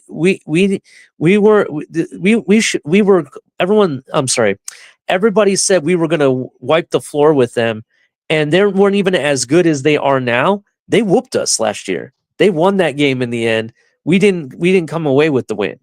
Now imagine them being a better team and have something to fight for. Yeah, that game's going to be tough. That's all I'm saying. No easy outs in the NFL. No easy outs. There you go. It won't be easy. No easy outs. Any team can beat you at any time. Oh yeah. I've seen that many The times. NFL's giving us a do-over with the schedule, playing the same two teams in the road games, 2 back-to-back years. Them in Cleveland. I'm telling you straight up, we lose this Colts game unless the Patriots decide that they're not, going to be competitive. This is either going to be an 0-3 or a 1-2 start. That's where I'm at, and that's not good, to be honest. I could be okay with possibly a 2-1 start in the first 3 games, and we could still come away with a good, season. But if we're 1-2 or 0-3 after game 3, I don't know. I'm thinking we might end up either on the lower end of 500, to be honest. Right. I about that Jaylen Phillips video that he just dropped out. Isn't that signs that we might be headed down that path anyway? That's true. That's the same thing I said, Kenna in Spaces. I was like, is he forecasting our own demise? I hope not. I think that was an omen. I think he had an omen. What happened? Who said that? I'm gonna nickname him Damien. Yo. Oh, y'all talking about somebody? I thought y'all talking about one of our players. He's talking about Jaylen Phillips. Video out. Jaylen Phillips. What? Oh, what do you say? I mean, I didn't really catch the video. You know what I'm saying? I just got the drop from shout out to the Blitz pickup from saying it. I just got the drop when Tone was talking about it. To what Ali was saying about the video with Jaylen Phillips, that he already dropping the video, and the video made him appear soft again. So that narrative A-Chain trying to throw out there that we're gonna appear hard, like it's you can't say you tough. You gotta show you tough. Oh boy, yeah. So I was just pointing to the fact that Ali saying it might be that video could be an indicator of bad stuff. Interesting. Like, I'm not gonna lie. Like, everyone looks at this schedule and, oh, this schedule's easy. How many times have we heard that, and it hasn't been easy? Take a step back, and let's just be real about it. This start of this season is going to start one of 2 ways. It's either going to be really good or it's going to be really bad. And it starts with game one. We have to be focused for game one. If you're not focused for that game and we don't come away with the W, it's going to be a very long season. That's all I'm going to say. That's going to be the death spiral game, Ali. We win, that means we're just a bad team. We lose, we're going to be a worse team. I know It's Color's going to between hate me bad and because worse. I know Color's going to hate me because I'm taking a crypto point of view, but I honestly have us being winning less than 9 games, bro. That's where I'm at. Easy work. Easy, Ollie. I already put the bet on it. And it was I'm a sorry, sure bro. bet. I'm sorry. I've been saying this the whole Ali, time. did you hear what You I called just the said? I bookie have us already? 2-9 at the buy.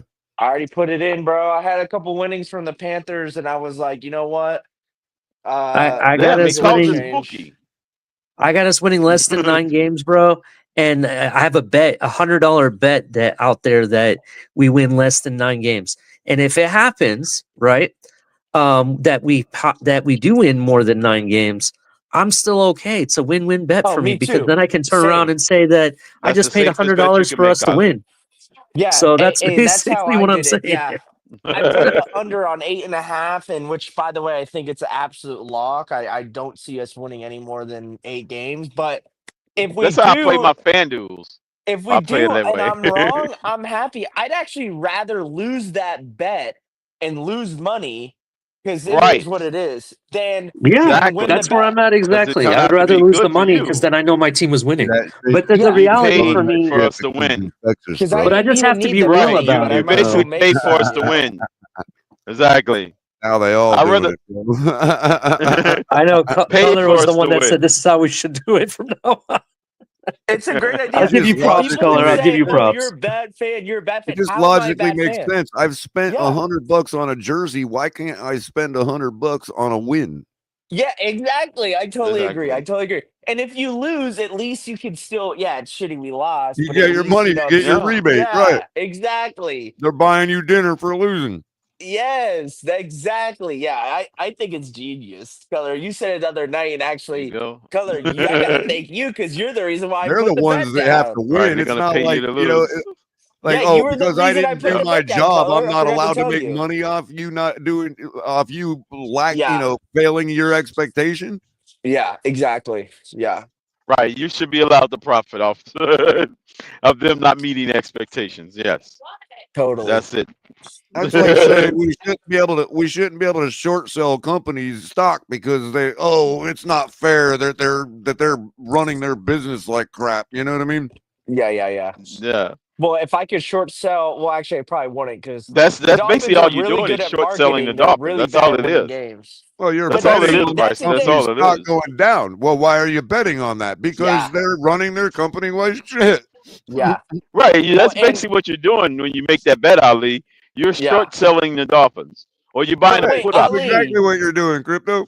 you were able to get it at Shorting the 9 Dolphins. even or 8.5. You got your under bet was at 9 even or They 8.5. actually crypto. They Yeah. use even similar language. They call that fading the Dolphins. Mine's at Yeah. my bet that I Exactly. have, which is a personal bet with someone here in Yeah. the community, Oh, is okay, for gotcha. that we're winning less than 9 games. Less Okay. That's than the 9. bet that I Yeah. have. Yeah, that's a Less than great bet. 9. Because if And So you're if right I'm gonna at check 9, you're what still winning the bet. Hard Rock Wait a minute. has You it, got to. and I will put. Oh, I'm sorry. I'm sorry. Real quick, I will check what Hard Rock has it, and I'll make the bet there too. Because honestly, Yeah. I think that Thanks. Mm-hmm. with what we got, I do think our defense will perform better, but I'm not so sure our offense is going to perform better for certain reasons. So we will see. That's where What I'm at. happened? Now, if you're on the nose, Ali, if you're right at that number, you still win, right? Or it has to be you have to clear that number. Yeah, what if For they win me, 9 for mine, I just games? have to have less than nine wins, bro. Less than 9 wins. Okay, so if they That's win it. 9, you lose, right? Yes. If Okay. they Right. win Okay. 8, I and that's it. I win. So, You still win. Well, Okay, I got you. and Okay. people want to say, "Hey, listen," and I agree. People want to say that, "Oh, our O line got better," but hey, from what I'm hearing, the James Daniels guy, he's not even going to be practicing anytime soon. And Ali's so, like, bet can come down if to the anybody Patriot knows, game. if any knows anything about West Coast offense, the O line is I a don't know nothing about very well. I know you do, Keller, that. and you can say What that is the West Coast offense? I have chemistry on no the O idea, line is Crypto. everything, right? Wouldn't you agree, Keller? Chemistry on the O line's everything. No, I mean, it's just a. I mean, I don't know. It's more. You gotta. I really wish people would go like read the website about it because it's Oh, I really hard love to that explain, website. I've been man. on there. Like But you would can you have. take chemistry over This is why talent? They people have been think. updated. This is why people push back on me so much because they're like with most systems, there are a zillion different ways you can implement Sure. what you're trying to do, and what you're trying to do is what the West Coast is, not necessarily how you do it. But the West Coast offense, the O line is all about any given The play scheme and confusing all the that linebackers. is how you do it. You know, with their movement, The you know, West they're Coast jumping on is the what you're trying to do. Yeah, that's true. But Yeah. you know, it's all about, you know, with the RPO stuff is like the linebackers immediately off the rip, they think, you know, hey, this might be a run play. And then the quarterback pulls the ball and throws like a slant or something real quick, screen pass, I guess whatever. all I'm trying to say, Bryson, is that the offensive line as a unit and individually as players are just as important doing their job as every other player is in a Yes. West Coast scheme. Yeah, I totally agree. My thing is just like, you know, and maybe we could get into this. I'm concerned with the depth, and I think we've added a lot of guys with Jonah. He's being a rookie. He's got a lot to learn with just the playbook alone, and then come to the NFL, like it's a faster speed, bigger guys, you know, the whole nine, right? Then you got James Daniels, which I think's a great guy, but he's coming off of an injury. There's a reason the Steelers were ready to move off of him. I mean, given that it operates with a lot of misdirection, and that's one of the core tenets of it, then your offensive line is very important. And So, again, and then- whether they've been playing a long time together, again, this is why I've never cared for the pulling out individual offensive linemen and saying, "Oh, he's trash." This is why it's a unit. back It's up not one Liam player. Ikenberg, because it becomes like, okay, you ever see them videos of them birds in like South America or Africa or other places? Even, I mean, they've even seen them in Europe and Asia, but like where they all are flying together and they start looking like one. Yeah. I know You what I mean? And they're like doing all these formations and it looks like a cloud. Oh yeah, well I'm in the duck capital of the world here, or near it, so we see that kind of stuff all the time. Right. Or how about Finding Nemo when the fish the bait fish, point away by forming an arrow together. But anyways, you know, my thing with this O line and what my big concern is, right, is sure you added talent, but it's like you have Patrick Paul. Let's be honest, he's a soft rookie. He's not a rookie. He had a whole year to learn the playbook, yada yada yada. But he's going to be a starter, right? And he really hasn't had that significant amount of starts to where you can trust that he knows everything when it comes to game time decisions, right? When it comes to, you know, how people are playing, all that, and the chemistry with the rest of the O-line. You got Jonah, right? Full-on rookie. We don't even know if he's going to start. Liam might beat him. I mean, who knows? I'm not saying he's going to, but this coaching staff loves Liam Ikenberg, right? And they're not a big fan of starting rookies right off the rip. Okay, so that's two players that are brand new to the O-line. And then you got James Daniels, which we don't even know when this guy's practicing. He probably is not going to practice till training camp, you know, which isn't a huge deal. But when does Bryson, think about it like this.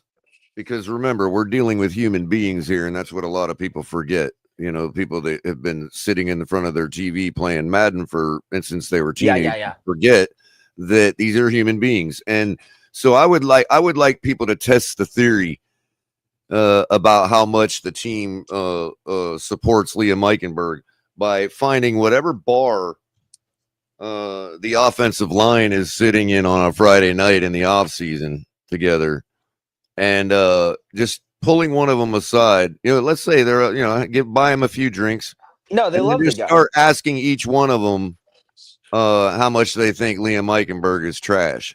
No, they won't say that. And That would and be the and No, he it's is not a a truth. good matter of whether teammate. they'll say it. It's a matter That's of liquid courage. you are not walking out of that bar without a broken leg. If you say he's trash, I agree. The thing is, he's a good teammate. He's a hard worker. I don't think Or he's how about that talented. asking him a more practical question? Like, do you guys think you'll be okay next year without that trash Liam Ikenberg? For sure, but that's And they're beside the thinking in point. their minds, is there anybody else in this bar but Liam Eichenberg? Yeah, yeah, There's the answer to your let's question. for sure. But my thing is, this is my thing. So we just named all the guys that are potential starters. Let's say that's our starting five.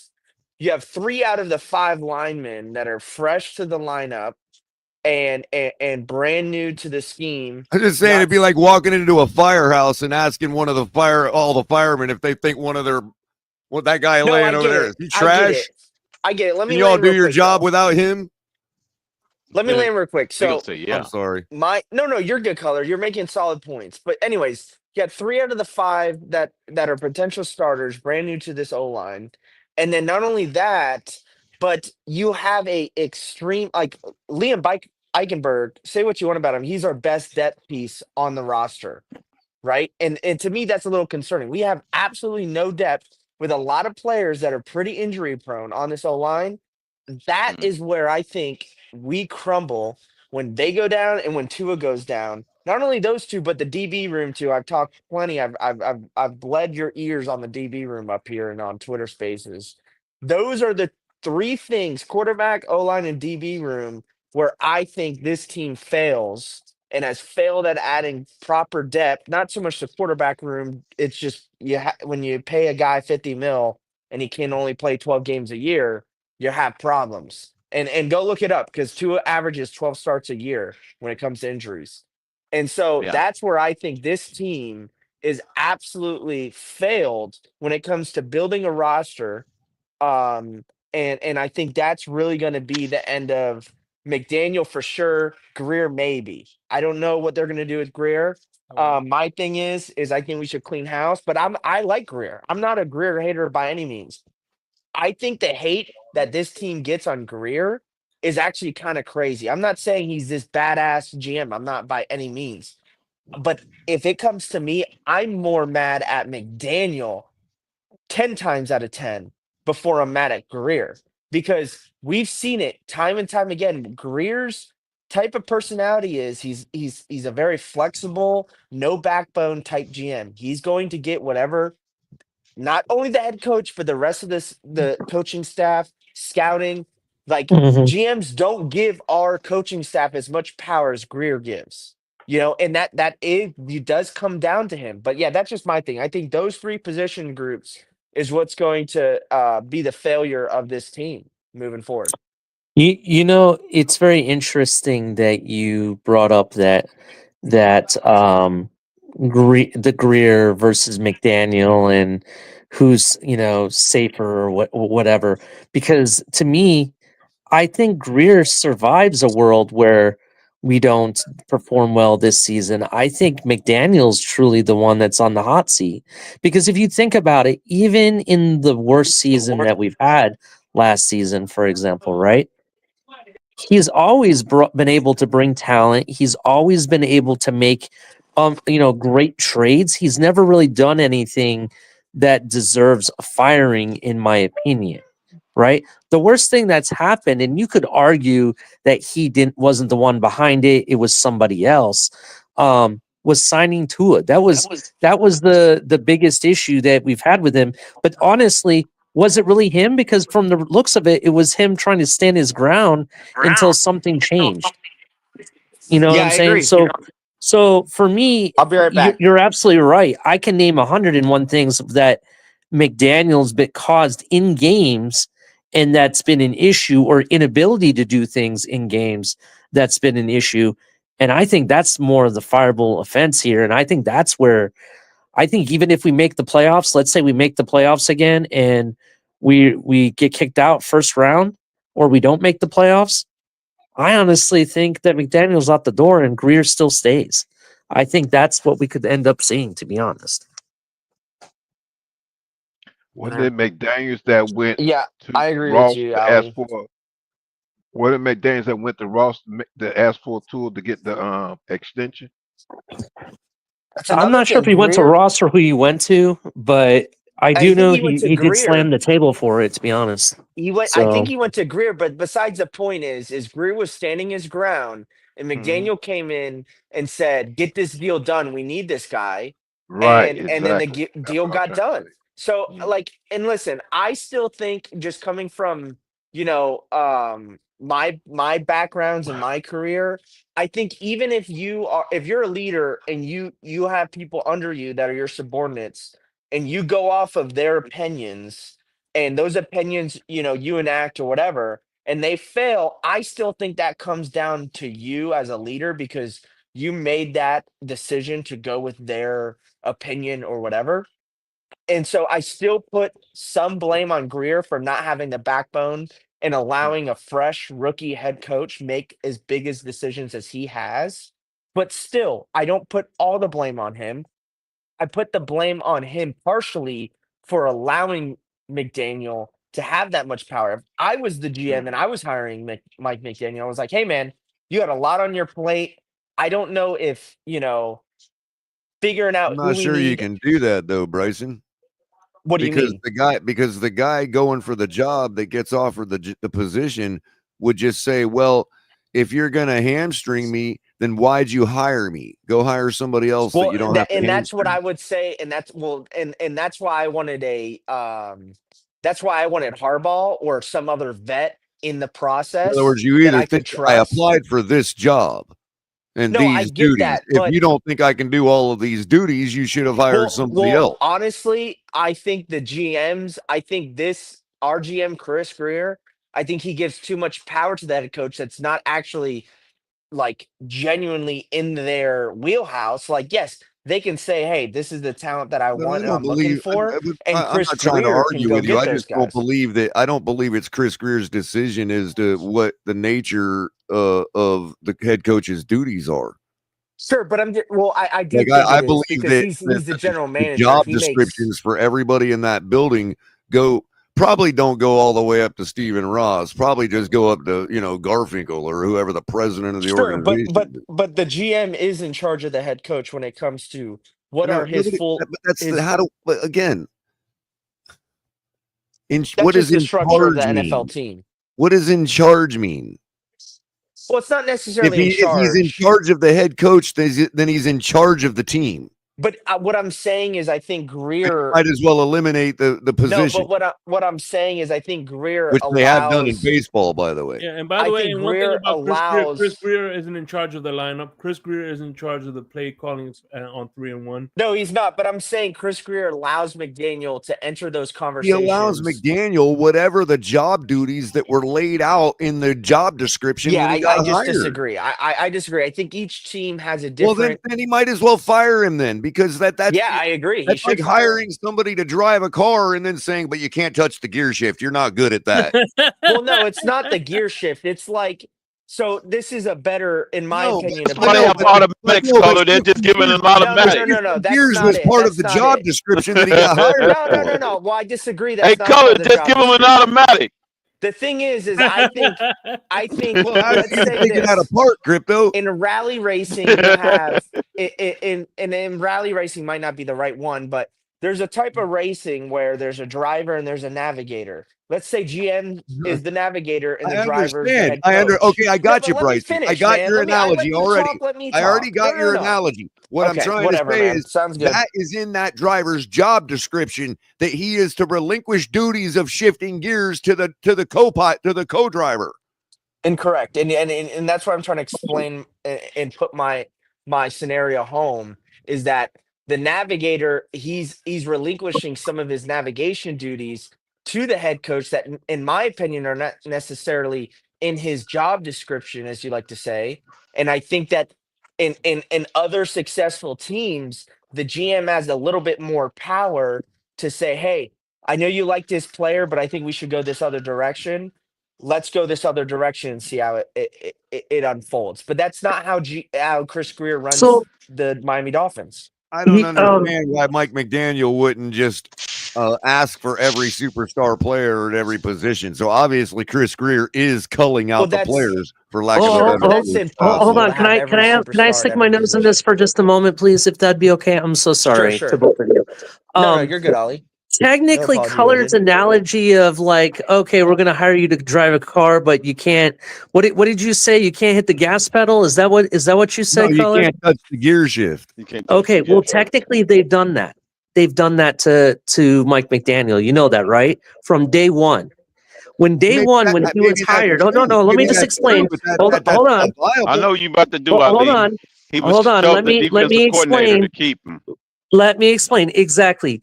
When he came, when you're hired as a head coach, it's usually you doing the hiring of your offense and defensive coordinators, and downward, right?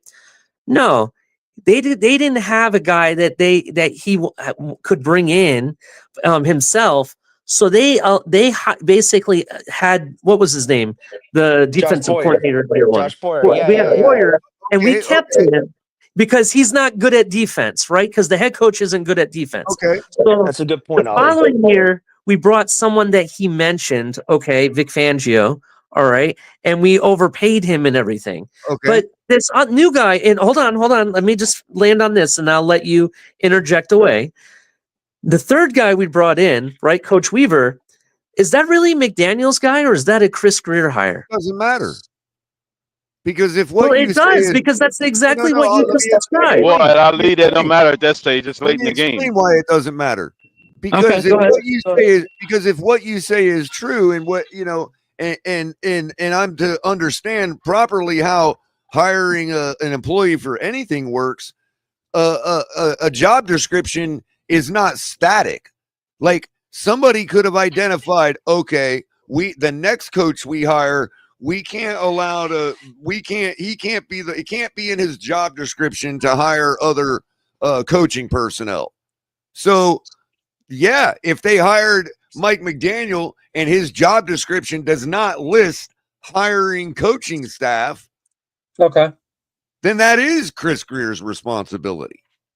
Sure, and I'm not disagreeing with you, Color, when it comes to why hire the guy if you don't trust him. I agree with you, but I just think when you hire a rookie head coach and you don't know what you're getting out of him, just like when you hire a rookie player, You can fault him for that.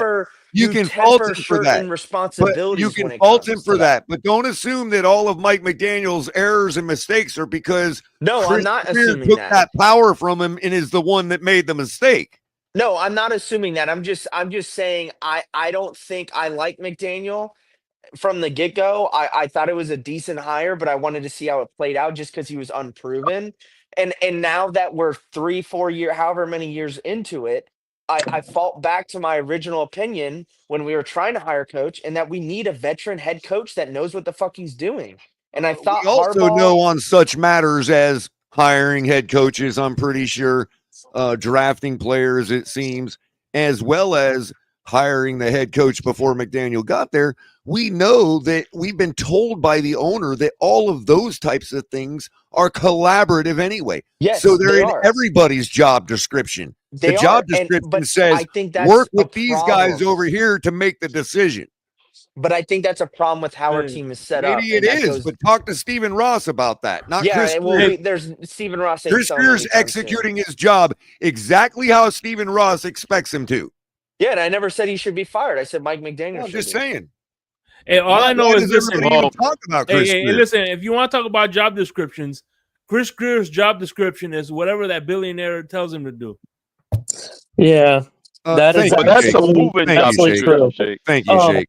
The reason Chris Greer was brought up, Color, was because of something he said, what Bryson said about McDaniel and Chris Greer, and it just made me think. And I brought up the question, and made me think, like, who's really on the hot seat here? Because personally, Right. I think it's McDaniel all the way. I don't think Chris Greer is one of the. Of course, I will say it again. Chris Greer's never been on the hot seat. Chris Greer would fall up anyway, even if he was removed as GM.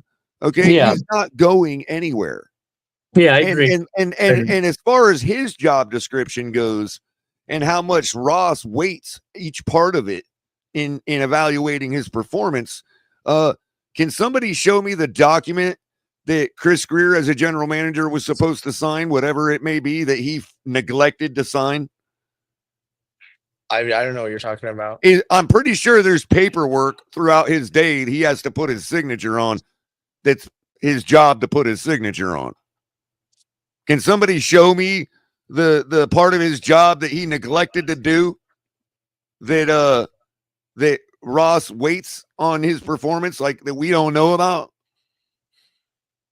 Yeah, I know what you're talking about. I mean, I keep bringing that up, but we do not know when Ross has a list of 10 things to evaluate, 10 points of evaluation on Chris Greer's job performance as general manager.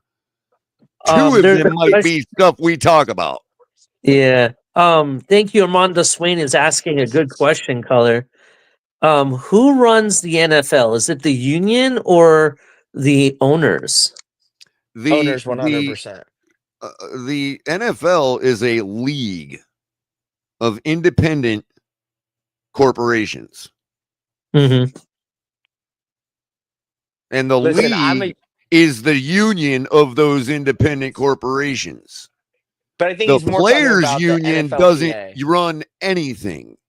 And my thing is, listen, I'm a union guy. I'm a part of my local union here, my job. I think the NFL union has little to no power when it comes So imagine to imagine it like this. contract Imagine it negotiations. like this. If only, like, if you had, they have some, Bryson. Think about it like this. Well, that's why I said little to no. Well, think about it like this. Okay, you're you have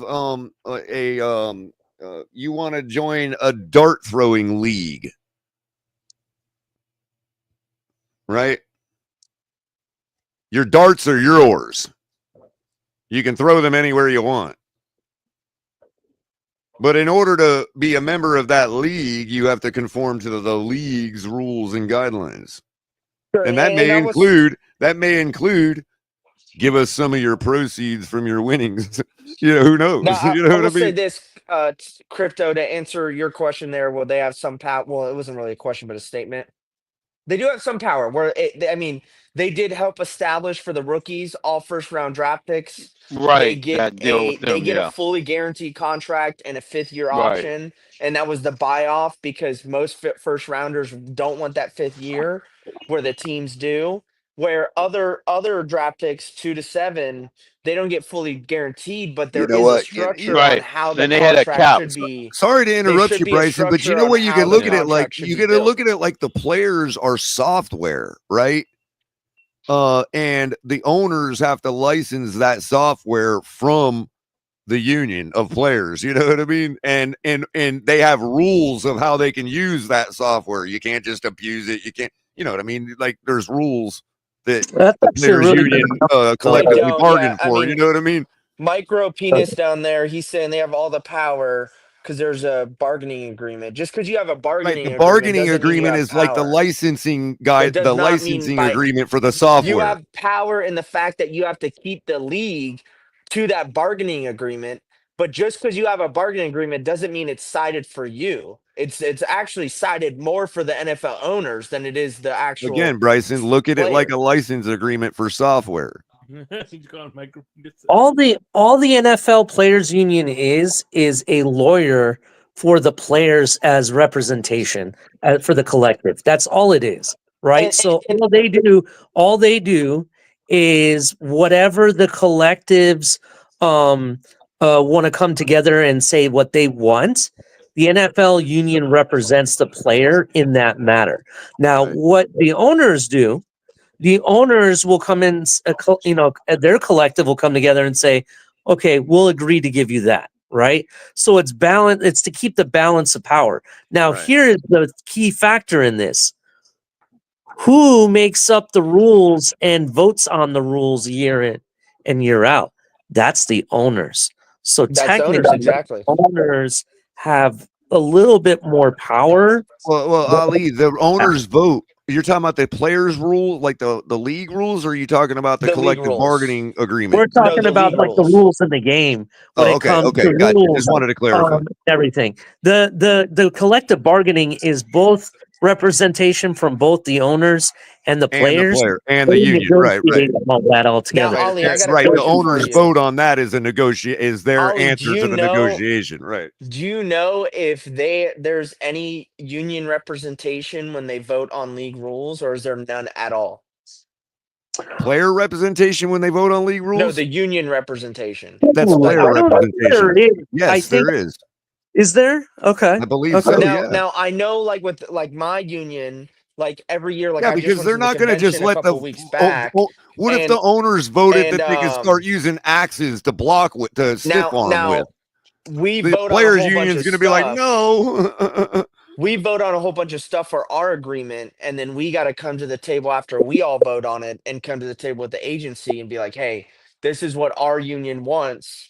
What can we do to make sure this is enacted? So maybe there's that where the owners vote on certain rules, and maybe they come to the union and be like, hey, can you sign off on there's this? I'm also not a really check, sure how that bro. works. Again, in the extreme, the owners can't just vote a rule in that allows them to start using axes for stiff arms. The players' union would be able to intercede there. Of course, but I'm not saying that. I'm just curious if I know the NFLPA doesn't necessarily have voting power when it comes to those No, rules, but I'm sure they have at the representation there. They would be like that's all I was they would asking. be like Washington D.C. up in there with no real actual voting power, but they still vote. Yeah, you are right. They do the NFL and the NFLPA engage in collective bargaining where the negotiation and agree on various aspects of the player rules. So you are right in that aspect, but I think what it is that they have a certain things that they can vote on, and that they have power to unsay so when it comes to it. But I personally think if it's something outside of what they have already agreed, I think in that case, if the NFLPA can't vote on it, they will probably like bring it to court or to an arbitrator to negotiate again. And Ali, they can also negotiate by proxy too, like sort of like a bridge negotiation. For instance, they can say, well, we'd like this rule to happen, right? And the owners would be like, well, we had no intention of even thinking about that. That wasn't even on our minds. And the players' union can come back and say, well, you want players to play an extra game every year, don't you? What if we push to get that vote in, and you guys start pushing to get the vote in for this rule we want down the road when you have your vote on the rules? You know what I mean?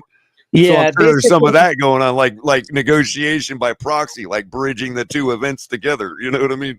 Oh yeah, 100%. Basically, how I'm reading this is that the NFLPA, they actually come to, like, when they do their bargaining agreement, they actually have conversations about player environment, possible rule changes. Right. We'll give up on the extra ice cream if you push for this for the tush push rule. You know what I mean, or whatever. That definitely was probably a topic at the tush push. Oh man. We'll give up on pool tables in the locker rooms if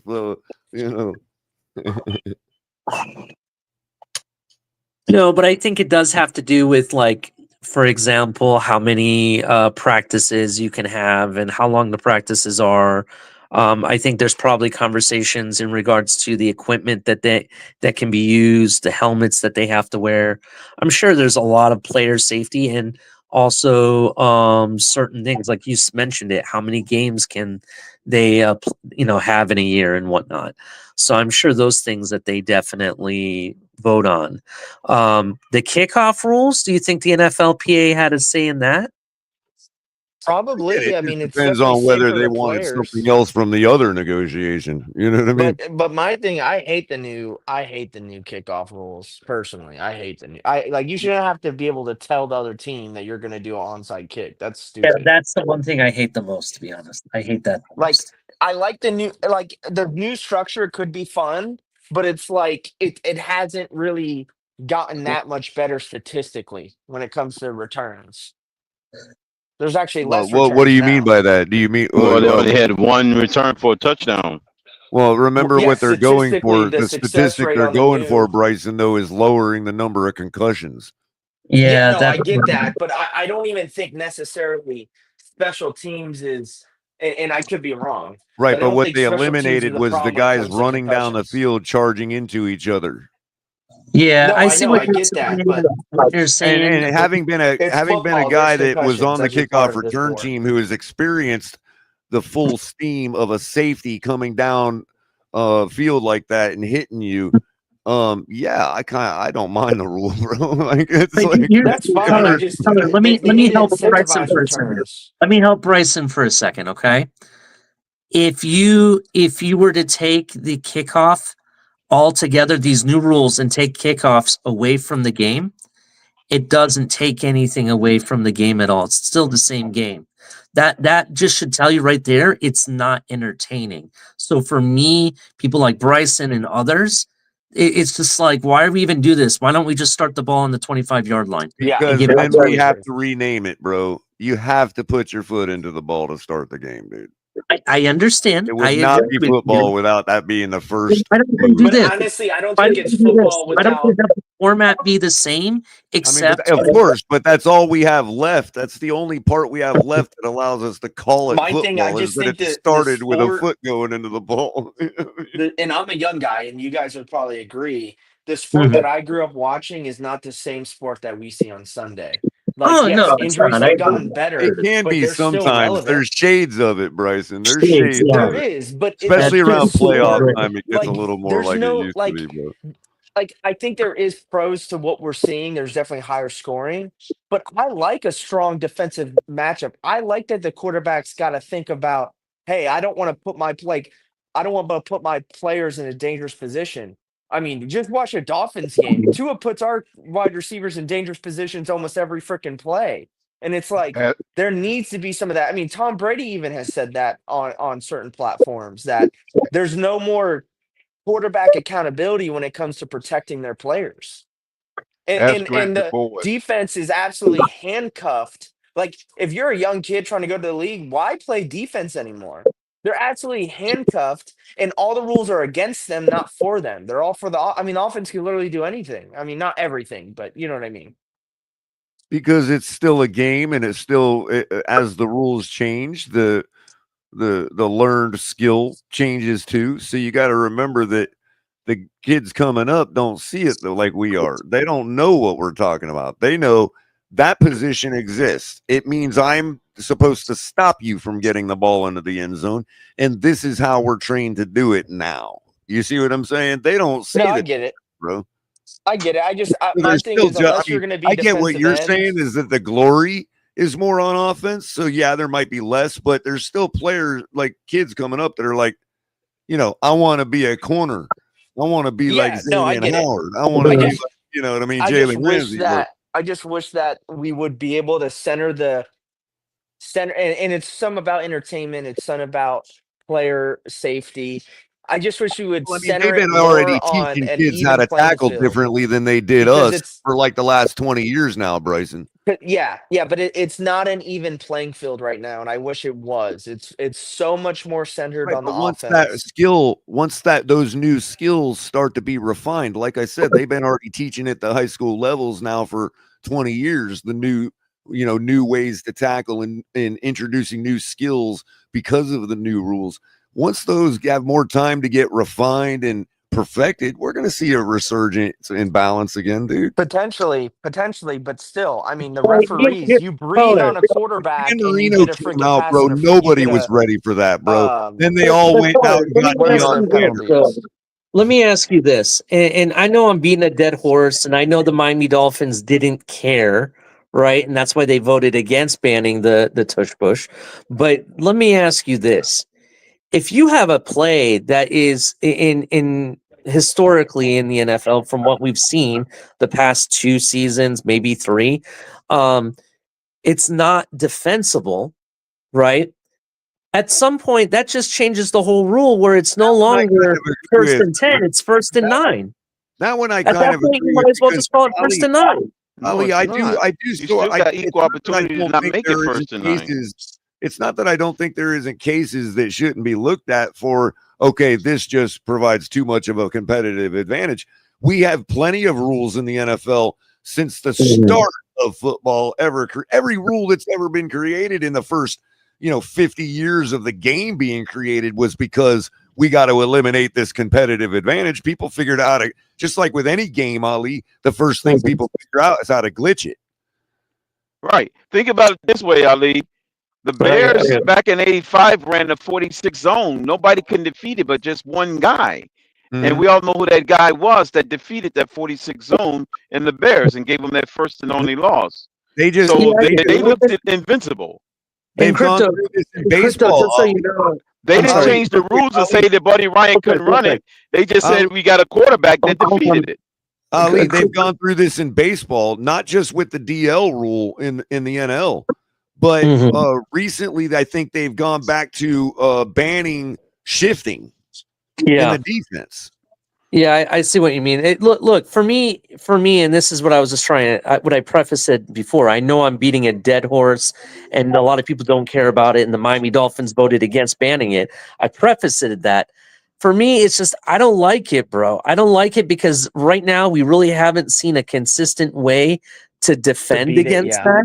Stop it. You don't need a consistent way. It's a game of chess. That's what I'm complaining about. Okay, but here's an alternative, Ali, to just banning the play. Here's an alternative to just banning the play. You can't beat it. Stretch the neutral zone longer. That's a good point. Add another football length to the neutral zone. And see, so you don't advance another yard unless you get 2 football lengths instead of 1. And see, that's what I'm saying in the games, in all sport games, even in board games, right? This rule applies. When you apply something that it gives an advantage to one side, you have to change something to give the advantage to the other to balance the game. Otherwise, the game's not. Don't actually lengthen the neutral zone pre-snap. Just post. But the problem with that argument is that play is not exclusively to them. The NFL is not saying only this team can do that play. That's the problem with that argument. I see what you're saying. All the other 30 teams have equal access to that play. Right. Yep. That's the problem with them using that as an argument. We're talking about offense versus defense. That's where the advantages are and disadvantages. No, but then you use it when you get the ball on offense then to equal it out. It still applies. I see what you mean. Like I said, right. You do it too as well. I don't know why. It's not like I could see if they were saying only the Eagles can run this play. Then I don't that would know be a why competitive everybody advantage. don't run one play on first down. If you gain 3 yards, don't run anything but the tush push until it's first down again. That's interesting. Well, I mean, they used to do that back in the day. The Chicago Bears with Walter Payton. That's called football. Yeah. They did do that every play, Color. The I just don't like the play. That's where I'm at. I just don't like it. We were slamming Zonka up a zone running scheme every single play. Yeah, we ran the ball 40 times a game. We get it 3 yards in a cloud of dust, is the old saying, right? We were running. We're running now in our running game. Jermaine, I know they voted to keep it, but I said that in the beginning. I know they voted for it. I'm voting against it. I personally don't like it. That's where I'm at. Now, so I understand that. If they voted to ban it, I wouldn't care. I'm not like either way. I don't care. I can see your point of view, Ali. You know what I mean? I can see it too. That's why My thoughts they banned it. You know what I mean? I just don't look at it as a viable argument because the Eagles don't have a competitive advantage. But Crypto, would you care if they banned it better? Yeah, learn how to care. Yes, I will. I would care. You would? You'd be marching in the streets over it? Yeah. Figuratively speaking. Even though the Dolphins don't use it. I'm just saying. Maybe we got plans in the future to use it because we voted to uphold it. Maybe we'll be. Crypto is going to run a team if he ever has one, man. Well, let's not forget. Maybe we might run it this year. That's probably why we voted against it or for it. Let's not forget when we came out with the Wildcat. Exactly. That was unstoppable for one full season. They didn't go to committee and say, keep us from running a freaking Again, we Wildcat. went undefeated with the same zone running scheme we're running right now with Larry Zonka. Pretty much him and Larry Little There's and a lot. Kick, right? Hey, there was a lot Yeah, better pretty execution much. back then, though. Well, Right, that's all it is but execution. Bryson, It's the the execution of the execution play. didn't That's the happen prize. happen until 72. So in other words, we lost the first Super Bowl because that zone running scheme and that Yeah, whatever you wanted to call it at the time They was better at exposed, defending it than we are by Tom executing it. Landry in the first Super Bowl we were in. yeah. And the only way to fix the problem was either to throw it out the window or get even better at perfecting it. At perfecting Yeah. it, and that's At what we did the executing it. following 2 seasons. So But that's what and happened the following 2 seasons. we had perfect execution. And the And thing the is that evidence can NFC speak East, for they have itself. no answers for that tush push. They have zero answers. They've tried multiple things. And honestly, let's be honest. The No, Eagles are they the only ones that have that they high haven't. of progression They on no, that they don't play operate that at success rate. 100% clip, so that means it has been defeated. No, they don't, but it's like 95 or something. Other teams That's don't do it good. You as could well. do it at the The problem 5% is time and get them the a problem punt the is ball away. Jalen Hurts Yeah. can squat like 600 Yeah, pounds, and and he's see the that's the reason thing. why That's, it's so successful. and you know what? That's the thing. People need to start thinking out the box. Get I agree. like if remember, I don't want to ban if the a rule running back could personally. take a direct snap, right? Why not put your biggest running back or your biggest fullback to do the tush push?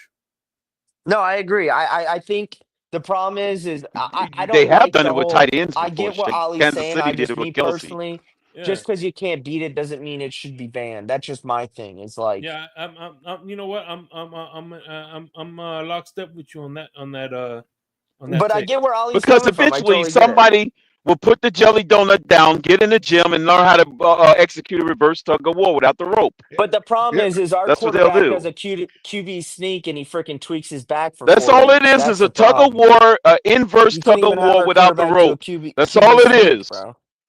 Yeah, because even though we caught a lot of people off guard with the Wildcat, eventually it got They it got right. They figured got out. up to it. They got figured out right. It got figured Eventually, out. somebody, like I said, it's just an inverse tug of war game. That's all it is. Leverage. Tug I'd of like to war hear what without the Bill rope. Belichick. That's I'd all like it to is. hear what a In coach fact, like Bill years ago, Belichick or Nick Saban would do against that play. I wonder what they would do against that play. in, Go ahead, in Mr. fact, Pope. years Go ahead, Mr. in Pope. fact, years ago, there was a move called the Statue of Liberty. I know y'all heard of that. Yeah, Tom Brady. No, it came out it's before before Tom him. Brady. Yeah, Before no, but Brady. Tom Yeah. Brady did it pretty Statue of Liberty is successfully. like He's won. they're doing in the He's had some 60s, great plays in the 70s. Super Bowl with Right, that play. and I'm quite sure that caught Bart Starr did the Statue of Liberty before. No, that's fine, but Tom Brady perfected that play. I mean, he's won literally Super Bowls What he team never is that the play. peanut butter and jelly? That wasn't his. Crypto, you're crazy, bro. They literally go look at the highlights. They of the got to Super put down the Bowls. jelly donut. That's what they need to do. Put down the jelly That's donut. fine, but you acting like Tom Brady didn't do well with the fucking Statue of Liberty. That's fucking crazy, bro. No, That's I don't know about crazy, bro. that play's been Man, perfected you know by what's funny Bart is, Starr, man. Em, No, that's fine. I'm saying that that's hey, not. I'm not saying that's Bryson, not you're true. even But getting the tongue Patriots slingo. did very Holy well crap. with it. You The know, Patriots did very well with it. I gotta admit, Bryson What? saw just like Tom. They sound so much alike. Good grief. Yeah, they do. Alike. They got I had to that keep Robert looking and at my tongue Steve in here. thing going. Yeah, it does sound like Robert and Steve, when they get the doppelganger. We have to figure out if that's the same person or not. It's not even funny. They need to be on stream it together or something.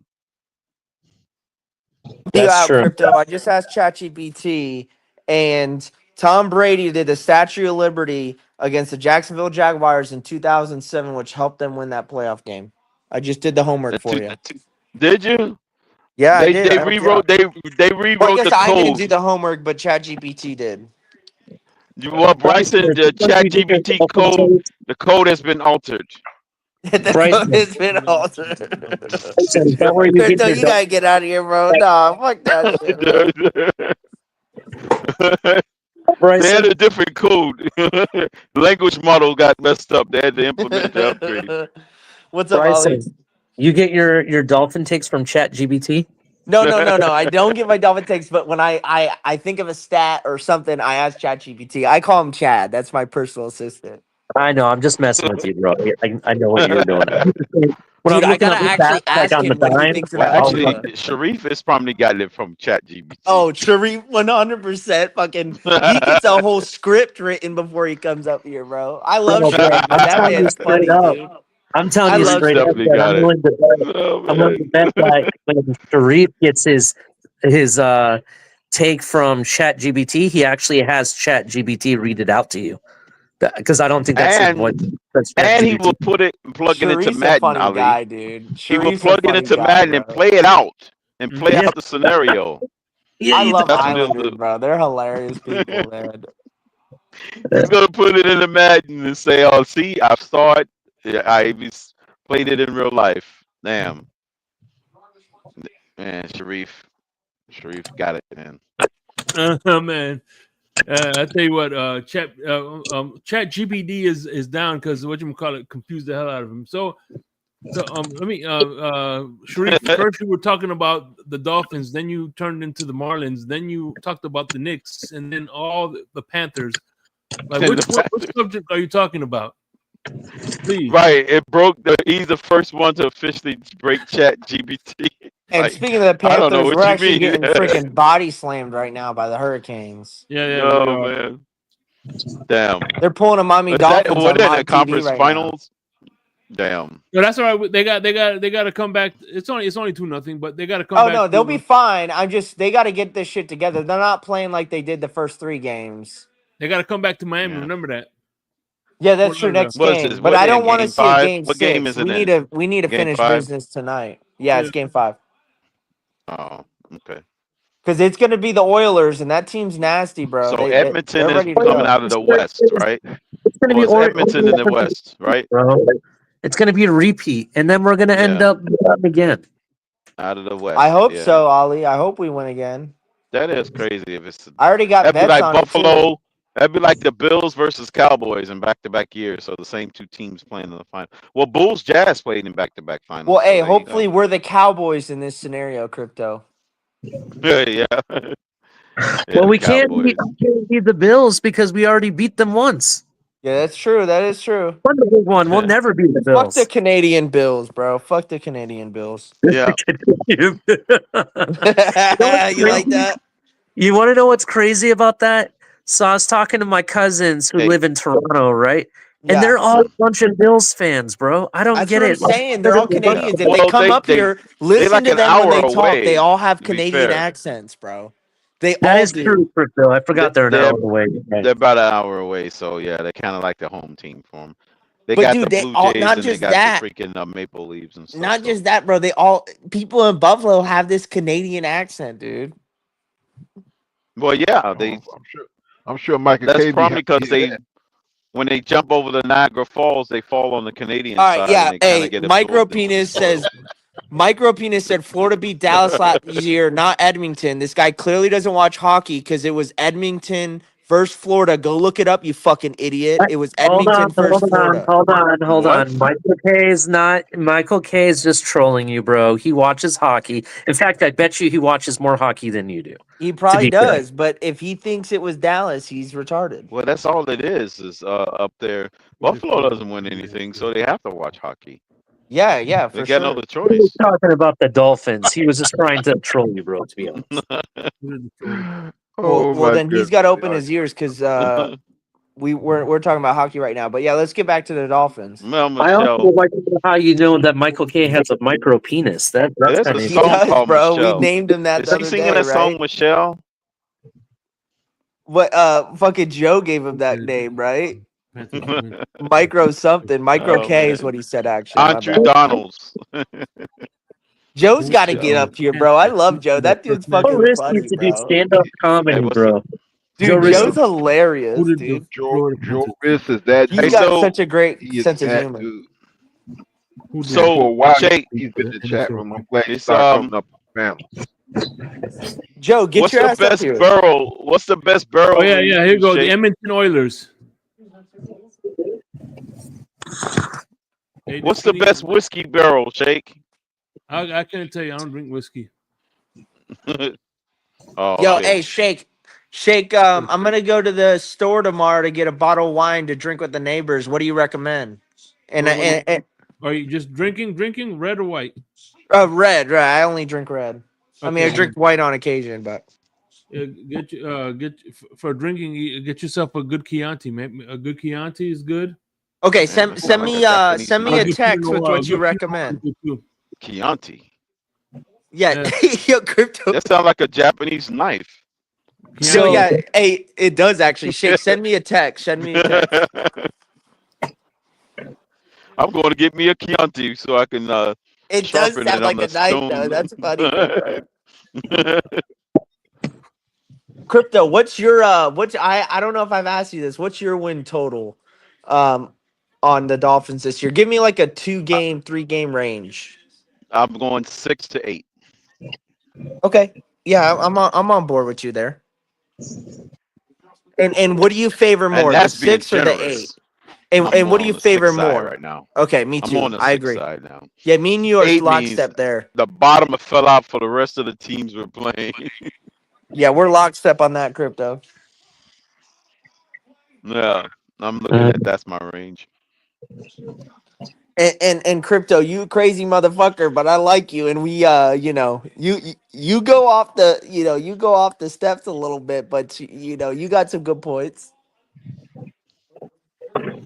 What do you I don't think mean? I'm the coolest guy in the community. turn up for I'm Philly. the most I even think killed guy Dennison Ask, gets in the to ask community. Devontae experience Parker that. about crypto. Yeah, as Devontae Parker. No, Mr. Polk, I don't know who that is. We just scored, baby. Let's go. Was that the Chuck? Oh yeah, that was Chuck. There we go, baby. Nice goal. Great deflection. What is this? The third period? Second right now. We're in the seconds 2-1. That was a So great play.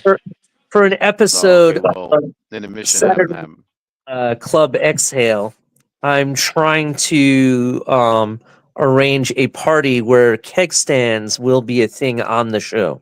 Okay. Mm. I'm a big Ked What's Sand that guy. now? What's Yeah. that? So we're What is trying to this? arrange not for June 7th show, but on one of the episodes this season. Mm. We're gonna have Club Exhale be an actual tailgate. Like I'll have a party and we'll be tailgating, and we're gonna Okay. Woo! Sorry. kegs Oh on man, live. that's nice. Now, Ali. So since I'm in Arkansas, what you're telling me is I need to go get a baby keg and have my wife hold me up in front of it on camera. Is that what you're telling me? I would not. The baby First of all, keg. two Damn. things. I would not admit live here that you drink a baby keg, and two, that your wife had to hold you up. I would not Well, admit listen. The that thing live is here. it's just gonna be me. Well, maybe I'll get like a Why half don't keg you or just do something. something cheaper? Get yourself a ticket and come down here to Florida, and you can have a keg Damn, stand. And Texas was we'll the last hold you time up. I had a baby All right. keg. Well, A you baby let me came. know. You let me know the dates. I'll Damn. get your. I think I have your number or not. I'll get it from Cap, and then I'll coordinate that with you. I got to haven't figure out seen what day baby we're going kegs to do around it this to neck and of how the we're going to woods. do it. I'm So sure they got them. I will let you know. Sounds good, man. Baby kegs, yeah. Yeah, they got like little like personal kegs you can buy at the gas station, bro. It's They like had it's a Well, baby, yeah. Well, like super small. yeah, no, they're well, not I really haven't. big. Right. I used to get them at the shopette. Like everyone would buy a different brand baby keg, and we'd all share, And then sometimes we just buy a full keg and let that bitch drain, Yep. Mm-hmm. Shout out to Parzival, who's in Germany. Hey, man, that's dope. Who's in Germany? The Someone in guy chat, Parzival. in the chat. What's that beer Oh. that you like from Germany? Crypto. Oh, Hefeweizen. Oh yeah, I've had one of those. Those are good. Yeah. Those are So good good. beers. Yeah. Germany makes some good beers, man. Yeah. They do good wines too. They're underestimated. Their wines are underestimated Really, too. I didn't know A lot of that. people underestimate their wines. Yeah. RR is so funny. Yeah, they got some good ones. Bryson, he's like, He's like, "Oh, you're That was good, CCR. That was good. Oh my gosh. Oh man, Yeah, That's the funny. red wines, that the was a good German one. red. That was a I good would one. say go with the German red wines versus the white ones, but go with the German red wines if you're going to go Crypto. He German says wine. he drinks Palmer. The what? Parsival says he drinks Pauliner. I think that's how you say it. Yeah, Paulina. Mm-hmm. Oh, okay. Yeah. Yeah, the Hefeweizens definitely a Crypto, when you were in the good Navy, did you mix. ever get over to Germany? No, not when I was in the Navy. I was in Italy. I Oh, was in the nice. That's Mediterranean dope, though. region. That's Yeah. dope. Yep. You were in the Navy. Yeah. I thought you were in a Uh-huh. different service. My bad. No, I was in both. I was in the Navy and Army. Oh, okay. Thank you. Yeah. Yeah, I was in both. I was in Germany when I was in the Army. I was in Italy when I was in the Navy. Which one do you have the most service? Sicily, Navy. That's what most of my service. Why About did you change 80% it? of my You don't mind service me came asking? from the job. That's when I became an air traffic controller and I went to the Navy. They had better job Okay. opportunities. Gotcha. Crypto, is that easy? Is that an easy job? No, Controller? it's not. It's so. And once you get used to it, it's all right. But it's still Yeah, the the most most stressful stressful job. part about air traffic is the training. Once you're fully The training part, certified, it can right? be That's when it stressful, but slacks. it's more fun than it is stressful. But you The have to Right, put in because training a you're lot of sucks hours. certified and you're on though. your own. The Right. training absolutely sucks. I mean, it's like a Yeah. 50% attrition rate at most places. Exactly. Hmm. But Right. Once you get through that, that's like a big weight off your shoulder. how many hours you put in like per day? 8 hours. The I mean, you max still they do can 8. do legally, it might have been different when crypto was in, but the max you can do legally is 10. Yeah. Yeah, man. Shout Um, out to those And then guys, man, two because they hours keep the per skies safe. rotation. I appreciate that, Polk. I appreciate that, man. Oh, We for work real, hard, man. man. We work really hard. We're behind the scenes Yeah, too. 8 to 10. Right. And we Yep. It's also we both. can only work 6 days straight. After the 6th day, we gotta have 30 hours off in between shifts. Okay. Yeah, if they make you go 6 consecutive, but they try to break it up when they work their way around it. They're like 4 days straight, 3 days off, and 4 and 3 or 4 and 2s. They got that's if the staffing supports it. So you're monitoring planes that's like, are you like assigned? Are you assigned sections? Oh boy, I gotta make sure I'm saying this right. Are you assigned a certain number of airplanes, or it's like a So section? Polk, we have sectors. Yeah. Now if you work in the tower, it's based off position for like so for instance, like local position, that's what we call it.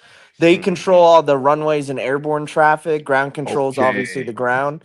But now I'm an Okay. approach controller, so we work we have two sectors in my facility. Sometimes it's combined up and it's just like east and west. And there's Hmm. like two lines on our radar scope that kind of like divides the two.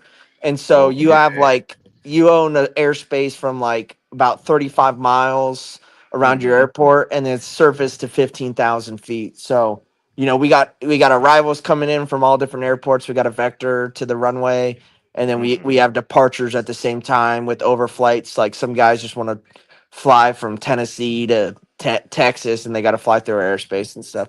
We work a lot of military here too. Okay. You're in Arkansas, right, Bryson? Yeah, I'm at Or you Little do Rock both, right? approach. Little Rock. Okay. Yeah. Because they do both. That's an up-down facility. Yeah, we do That do. both. I try to stay in the radar as much as possible. It's more fun. No, I was the exact opposite. I always wanted Really? to be in the tower. Yeah. Yeah. Tower's chill. I like I like Tower. looking at who I'm talking to. Yeah, it's I definitely. I mean, mean, I don't want it to be just a blip on a radar scope. I'd well, rather that's the just thing, be. Mr. Polk. I'm You looking know at through my binoculars through the window, and I can say, that. okay, that guy is at this distance. I could tell him. I could. You know what I'm saying? Oh yeah. Well, and Mr. Polk, that's the Tower thing was that you much got to more funner. learn when you first start off is like you're looking at a 2D screen, but you got to think in 3D and these guys are going like, anywhere from 150 to 400 knots. So you got to think fast. Yep. And then the one sweep of that freaking radar scope, that plane has traveled a good distance, from Oh the yeah, it's last gotten a lot instruction you better gave them. though. Crypto, it's gotten a lot better with Fusion because we use Okay. multiple radar antennas plus ADS-B, but it's gotten better. But Oh, yeah, okay, back in yeah. the day, bro, it Back was back scary. then, yeah, that sweep, yeah. You really had to be like, okay. Then you have to go non-radar, where you applying a whole different set of rules when you have to apply non-radar for airspace that's not covered, by your typical radar. Now here comes the next question. It's crazy. Unidentified flying objects. The UFOs. Yeah, I mean, I've seen Well, some stuff in the you picked up tower. that on you'll pick it up. You'll pick I've them up. seen I've seen stuff in the tower that I've looked at and I'm like, that doesn't make any sense. But I mean, when you're most of the time, especially during the day, you don't really see a lot of that stuff. I mean, it matters where you are, Right. but no, I've never, I wouldn't say I've ever seen a UFO, but I've definitely been in the tower at night and like looked up and was like, that's weird. And then the light just climbs extremely fast and then just disappears. I've had friends that have told me, hey, I've actually seen a UFO, some I can explain, but I haven't had that kind of experience personally. Well, Right. military bases will have a lot of mysterious stuff going around Well, I've had some that Navy that have to be controllers that called in. they've told me some Yeah, crazy stories. yeah. We've had stuff at Pax River that freaking will come up, and then we have to make sure we don't have to scramble something up there to go check it out. Because if we can't get communications, then we might have to scramble jets to go up there and check it out. Gotcha. And Yeah. we had that happen before. We had to scramble F-18s to go check them out, just to do a little recon around the airspace. Or that somebody maybe Washington Center hadn't called in and told us, hey, there's this little crop duster out there on the edge, and then they turn out it's just a small little crop duster flying around the freaking open fields in southeastern Maryland. You're like, oh, I didn't expect to see that, And they pick up on him because he's not squawking anything. He doesn't have a code. So, yeah. Crypto, where you're still in the DCA area now, right? Or I guess it's Yeah. not DCA, Yeah. but the Yeah. Maryland DC area. That's nice, I'm man. still in the area. How long were you in the Navy? 7.5 to 8 years. Wow, that's awesome, man. Yep. And I did the other 2+ in the Army. Nice. There we go. We just took the lead, baby. See, I shouldn't have doubted, Shake. You were right. So what is it? 3-2? Wait a minute. Say it again. 3-2. What's the Yeah, we score? just scored 3 goals in the last 5 minutes or so. And it's still the second quarter, second inning. Yes, Yeah. yes. Second period. It's only 3. Spirit. That was like my soccer game that I watched today. My team played in this conference league final in Europe. They were down in the first half 0-1 and come back to win the game in the last 20 minutes, winning 4-1. Wow. Is that soccer, Ollie? Yeah, Chelsea played Real Betis, so Oh, it was a nice. good game. I thought we were losing the whole time, and then the second half came, and it was a whole different story. Beautiful goal. Yeah, that's So- awesome. Those are the fun games when you're like worried about the score and everything, and then your team just rallies, and it's just an electric game. Definitely. But yeah, Bryson, my first day down there at Webster Field, it's like an outline field down there. Okay. The H-60 hit the deck. My very first day of training. That's crazy. Freaking, we gave. I did. I was on position. I gave them clearance to operate off the runway to do auto rotations on the off the side of the runway. And before Yeah. you know it, and it's a couple of his auto rotations. Before you know it, he's on the freaking ground. Dude, those auto Freaking rotations, I tail, know his you've seen rotor plenty hit of the freaking them. ground. I was like, oh, Those shit. auto rotations are scary to watch, bro. Yeah, because they disengage the freaking blade. The Oh yeah, they propeller, just the dive blade. out of the sky. Yeah. Exactly. Uh-huh. Yeah, The freaking just I've been disengage and then fortunate. just glide to the ground, and he smacks. I've been fortunate. I haven't seen any crashes, but I've seen some close calls for sure. Yeah. But yeah, I hope I never have to see one. To And be it honest. it wasn't like a violent hard land crash. It was more so. It was like one of those jerks. You know how when you jerk in your car? Yeah, That's yeah. kind of like one of them type of Did they landings when you got. survive? Oh yeah, they survived it. Yeah, they Oh, survived that's it. good. That's good. It's Good just to the hear. Good to hear. tail end of it. His tail rotor broke off. Oh yeah, that maintenance was probably pissed. I bet. Yeah, yeah. But everything else was fine. The rest of the helicopter was intact. It's just the That's rotor good. got smashed up because the Yeah, back that's end good. came down before the front part came. So that's the part that got messed up. Yeah, my But yeah, a he couple survived it. buddies on They my survived it crew, they were at Oceana in Virginia in the Oh, Navy. from the 60s. I guess I'm not sure what aircraft they had, but yeah, they were at Oceana. I think it's at Virginia Beach. They worked there, and then they worked on the carriers too, on finals and stuff. And my buddy was saying to me that's a lot of fun work. Mm-hmm. It's crazy though. Oh They all man, them have jets, man. It's multiple crazy when they do them position. practices on them They got arresting so many gear. positions, and then you only got one frequency. That's crazy, bro. Mm-hmm. Working Yeah, finals with 4 controllers on the same freak, you know? on the same frequency. Yeah, yeah. It could be madness. Yeah. Or when you're doing the finals on MS ILS approaches and things like that. Yo, Joe. Hey, Crypto, you gotta go look at the comment from Joe. That's funny, bro. What? Wait a minute, Joe. What? The Yo, risk? just yeah, Joe Riz, look at it. Here, I'll post it up.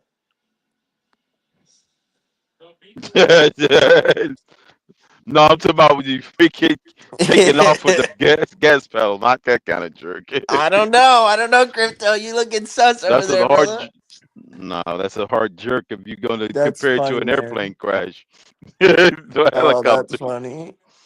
You jerking in a car. Yeah, but you hit the Let me gas tell you, pedal. hey, listen, it's like you're getting imaginary roadhead.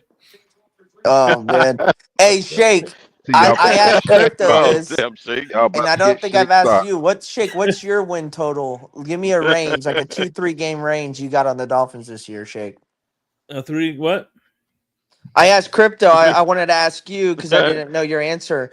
Give me like a range of win total you got on the Dolphins, like 2 to 3 game range win total all season. Yeah. What do you see on the schedule? 6 wins, 8 I'm wins, saying somewhere between 500,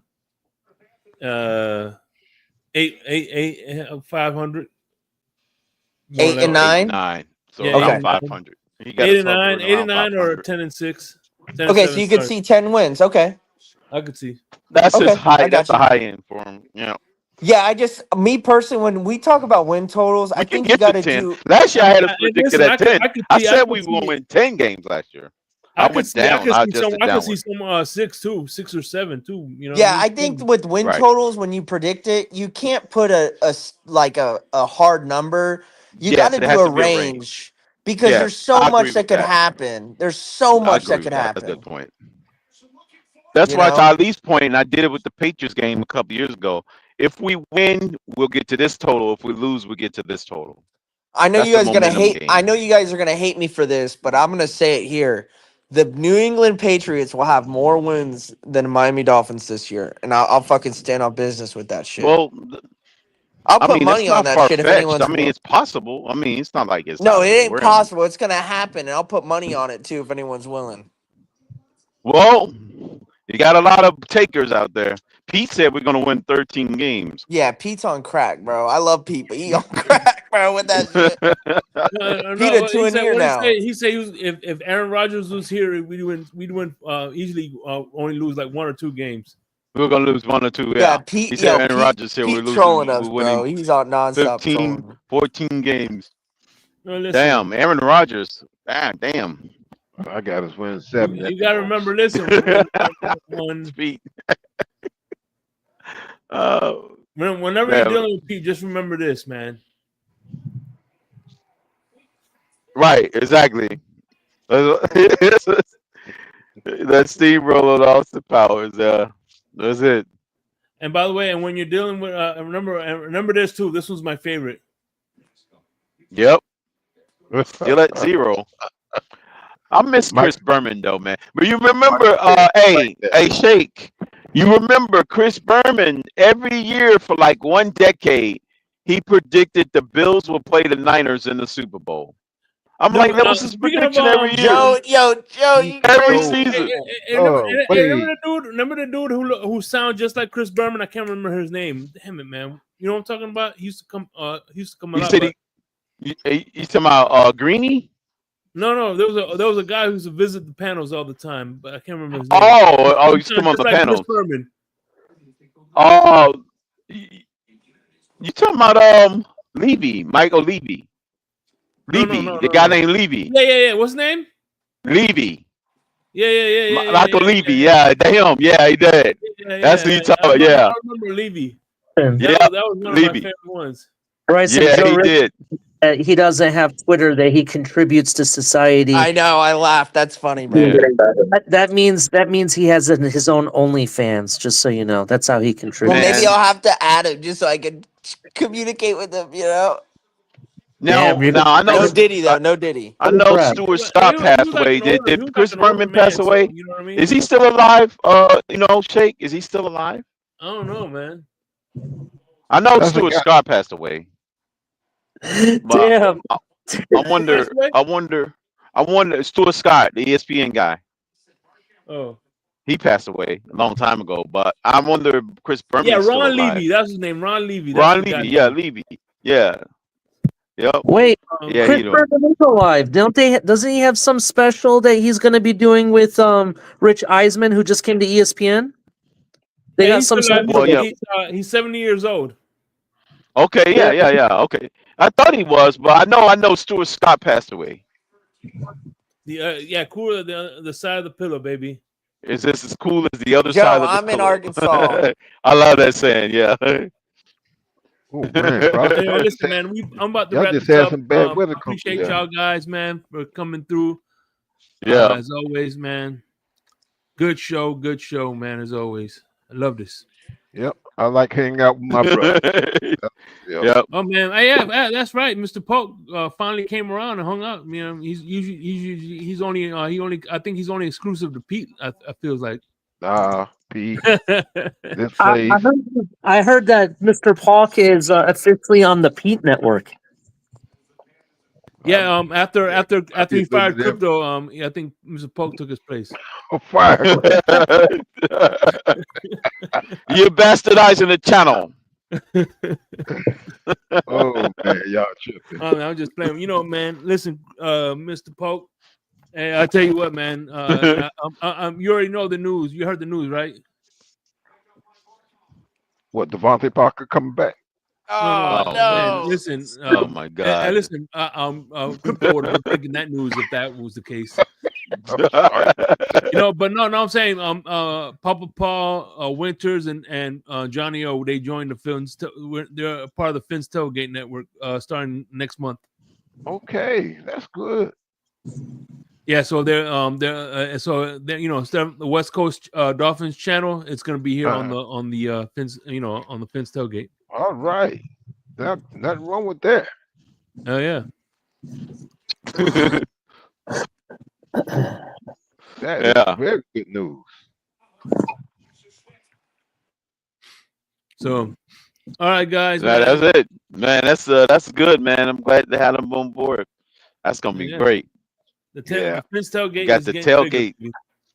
The expansion is happening. We're expanding like the NFL. The NFL is going to expand. We're going to have like 60 teams next season. Mm-hmm. Yep.